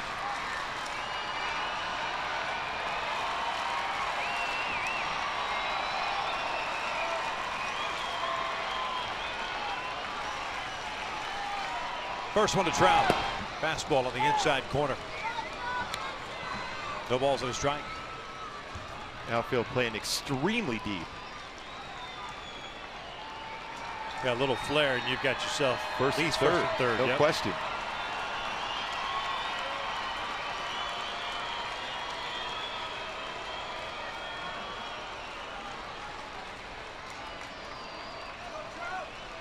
Altuve shading Trout toward the middle. Off speed, pulled over to third. Dominguez fires to second. It's the only play they have. Off speed pitch from Fields, and Trout rolls over it. 1 out.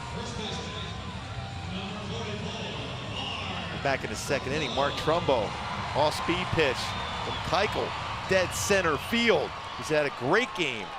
Home run, 2-run triple. He scored a couple runs.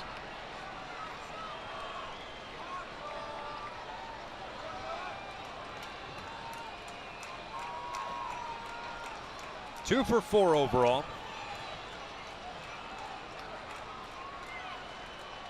Trout at first.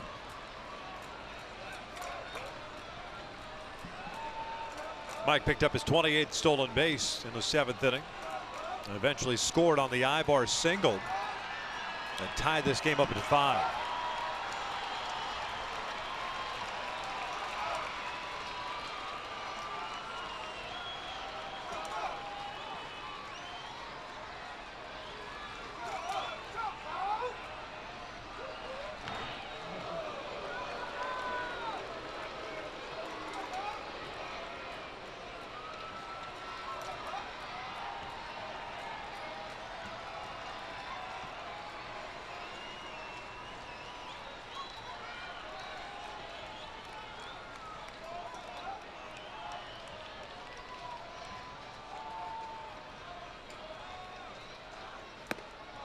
High fastball, and it's an 0-1 count. Ooh, we're aggressive, trying to win this game with one swing for Trumbo.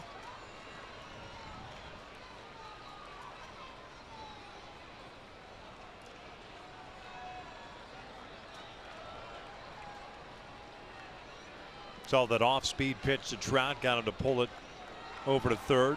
Make a mistake up in the zone, might get punished. Fastball, ground ball to short. Villar feeds Altuve for one. The relay to first, inning-ending double play, and we're headed for free baseball. Top of the 10th, tied at 5. That's where we're headed.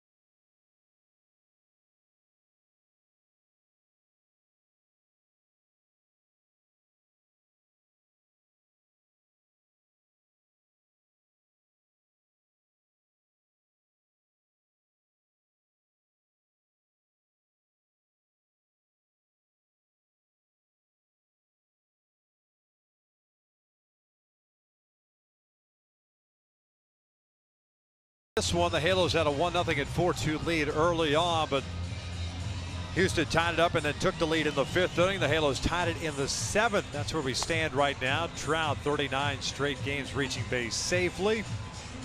Angels trying to snap a home losing streak, 5 straight home losses. Not only that, trying to the Houston Astros. The Angels 6-8 against the Astros this season. Ernesto Frieri for his 2nd inning of relief. Brett Wallace, Jose Altuve, and Jason Castro here in the 10th. Ernesto with a single and 2 strikeouts in that 9th inning. Brett Wallace has had a nice game, 3 for 4. 2 singles, a home run, 3 runs batted in. Lifts the first one down a left field line. This one slicing toward the seats. It's out of play. Boy, his approach is that way also. You can just tell by his swing. He's had 2 home runs this year against the Angels, both to left field.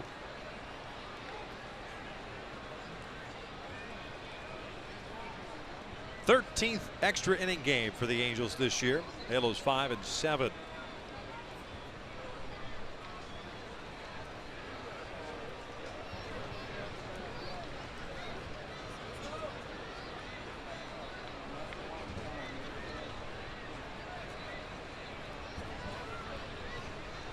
Oh, 1 pitch.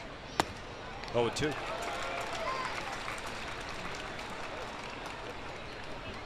For the Astros, it's their 8th extra inning game. They are 4-3 on the season.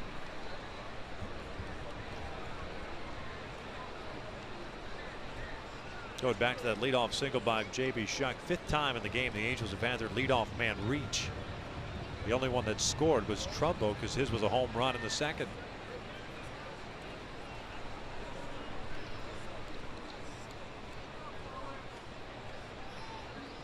No balls and 2 strikes. 17 pitches thrown by Frieri. 12 have been strikes. Altuve on deck.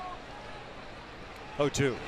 Swing and a miss. Down goes Wallace. That's 3 straight punch outs for Frieri. 1 out here in the 10th. Well, that fastball had some serious movement, lateral movement. Like Ernesto from the past. Stayed on top, created that lateral movement at 95, an unhittable pitch.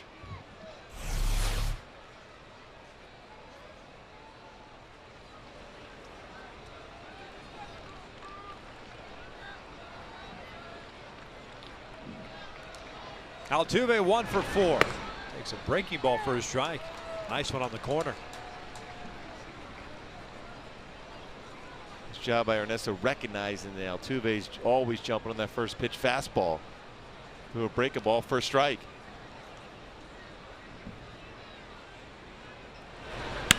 This one lined towards second. Green's got it, 2 down.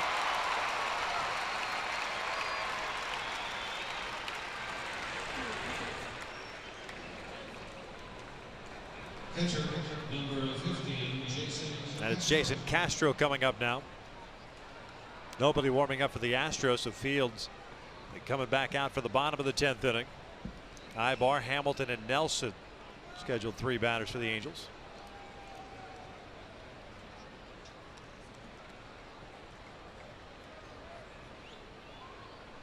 Jason Castro tonight 0 for 4.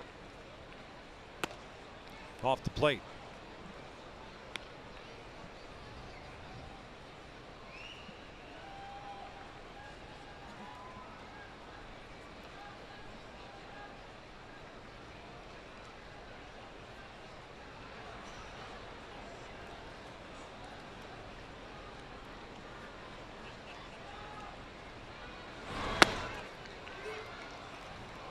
Just missing off the plate. 2-0.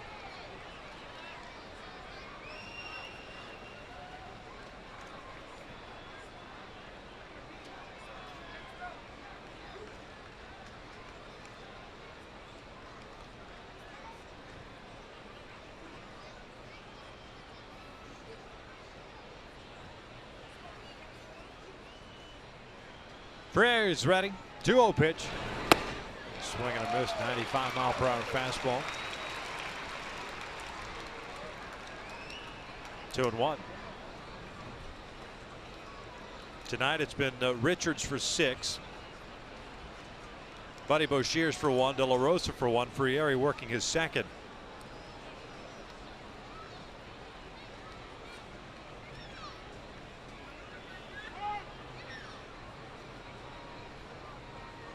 So I would imagine what you have left in the bullpen. Juan Gutierrez, who was up earlier in the game. Michael Kahn for sure. Kevin Jepson, remember, got a comebacker hit his bare hand last night. And Blanton, who threw a lot of pitches last night. 2-2. Saw Kevin Jepson. He was playing catch earlier. It didn't seem like it was going to be an issue in case Mike Scioscia needed him tonight. Blanton went 2 1/3 last night. 4 runs, 4 hits, including the back-to-back home runs to Carter and Dominguez. Here it's tied at 5 in the top of the 10th inning with 2 outs, bases clear. Jason Castro with a 2-ball, 2-strike count.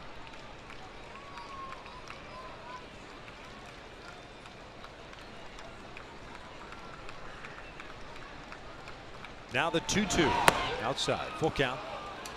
Chris Carter, Angels nemesis, on deck. You let him get his at bat tomorrow.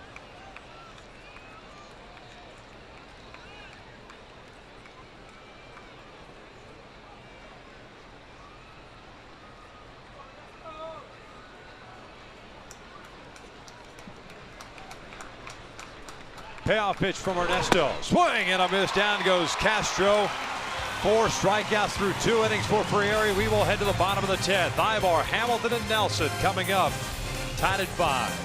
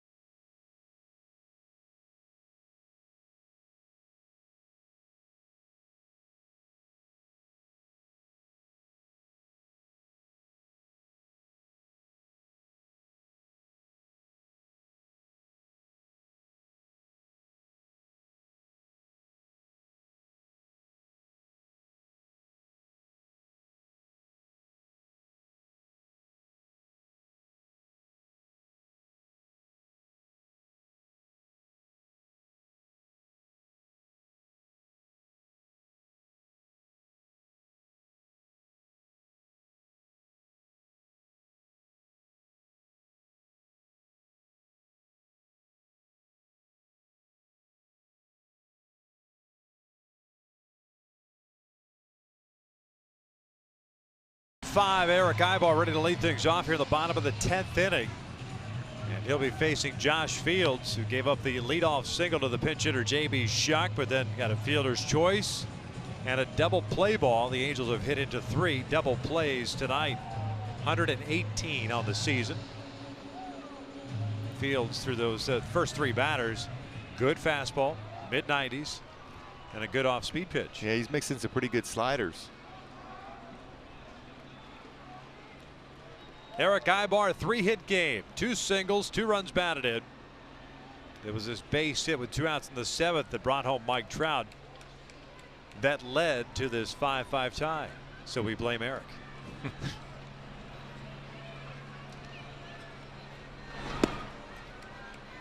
One ball, no strikes. 5 runs, 14 hits, no errors, 5 left on for Houston. 5 runs, 11 hits, no errors, and 8 left on for the Angels. Ibar's had 3 hits. Why not make it 4?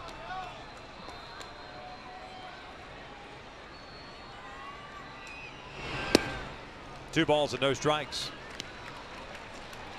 And right on cue, just in case this game continues, Juan Gutierrez getting ready.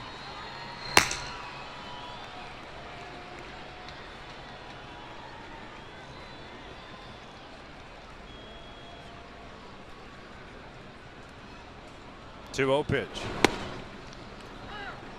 2-1. I think Eric would like that pitch again. Patient, know he needs to get on base, took that 2-0, but he'd love to get that same pitch right now. Grossman in left, shallow toward the foul line. Barnes towards the alley in left center. 2-2. A pretty good changeup on a 2-1 count.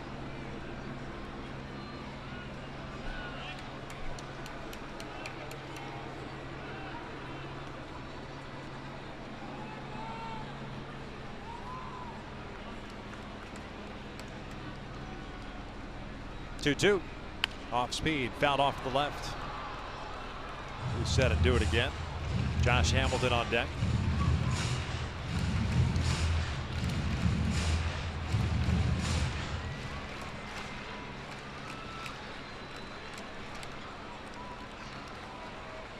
Fields a Georgia native, went to UGA. He was a Bulldog.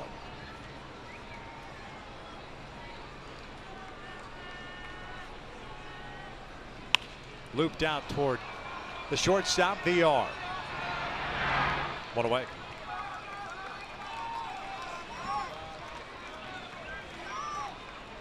Designated hitter, number 32, Josh. That'll bring up Josh Hamilton.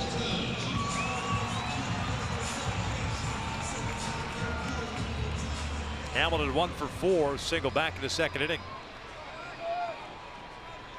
Overshift again, and it's the shortstop, Jonathan VR, going out to shallow right field. Altuve moves over to short. Josh Hamilton has done it before here, a walk-off home run back on July 6th versus the Red Sox. Off speed, fouled off to the left.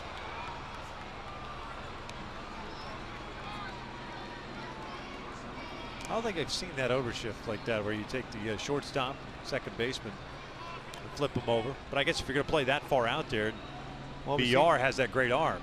Seen Toronto put Brett Laurie out in right field. Right. That's on right. The shift. Yeah. 0-1 in the air down the line. Grossman comes charging in. Dominguez goes out. This one's in the seats. 0-2. Thankfully for those sweet seats. Otherwise, Dominguez might have a play at that.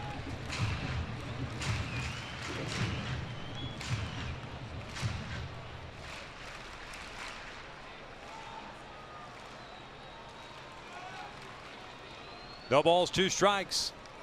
1 out here in the 10th, tied at 5.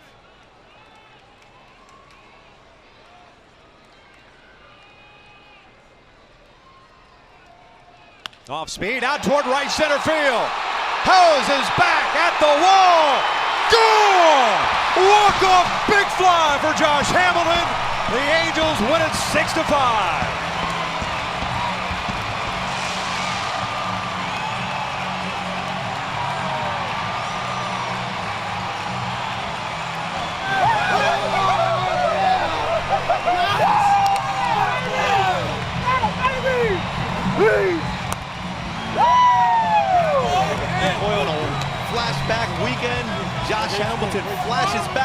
to July 6th against the Red Sox and does it again. Another walk-off big fly for Josh Hamilton. In a home run number 18, an off-speed pitch, changeup. Boy, and Hamilton, that's all his strength to knock that one out. What a job. Great job by Ernesto Frieri also, but a big swing on an off-speed pitch by Josh Hamilton as he goes yard, walk-off variety. Stayed out over the plate and he jumps on it. And he knew he got it well, but on a changeup, you got to bring all that power yourself. And Josh Hamilton does so and wins the game for the Halos. This tough Astro club hung in there, but the Angels pull it out on a walk-off home run number 18 by Josh Hamilton. And he's down there in the field with Jose Mota. Josh Hamilton, the hero tonight. Thanks a lot, Mark. You've done this before. It happened back on July 6th against Boston. Describe the feeling going around the bases, doing this at home, especially against a team that's been so tough against you guys. Yeah, they've been tough. It's one of those things, man. It never gets old. So anytime you can do something to help the team win, especially in a situation like that, hear the fans roar, it's always a good thing. Any familiarity with how he was going to be working you in that at-bat? No clue, man. I always hit off fastball anyway. So, I'm up there looking that way, and if I'm ready for that, then I can adjust any other off-speed. What has been a key when you were able to adjust and drive the ball out of the ballpark? Not trying to do too much, not trying to do that, but just barreling the ball. And sometimes it's hard not to try to do too much, but when it all works, it's fun. Thanks, Josh. Well done. Thanks, man. Josh Hamilton, another walk-up for the Halos as Angels Live will kick up here very soon. Victor Rojas, Tim Salmon, Jamie Madger will help us break it all down here on Fox Sports West. Angels winning.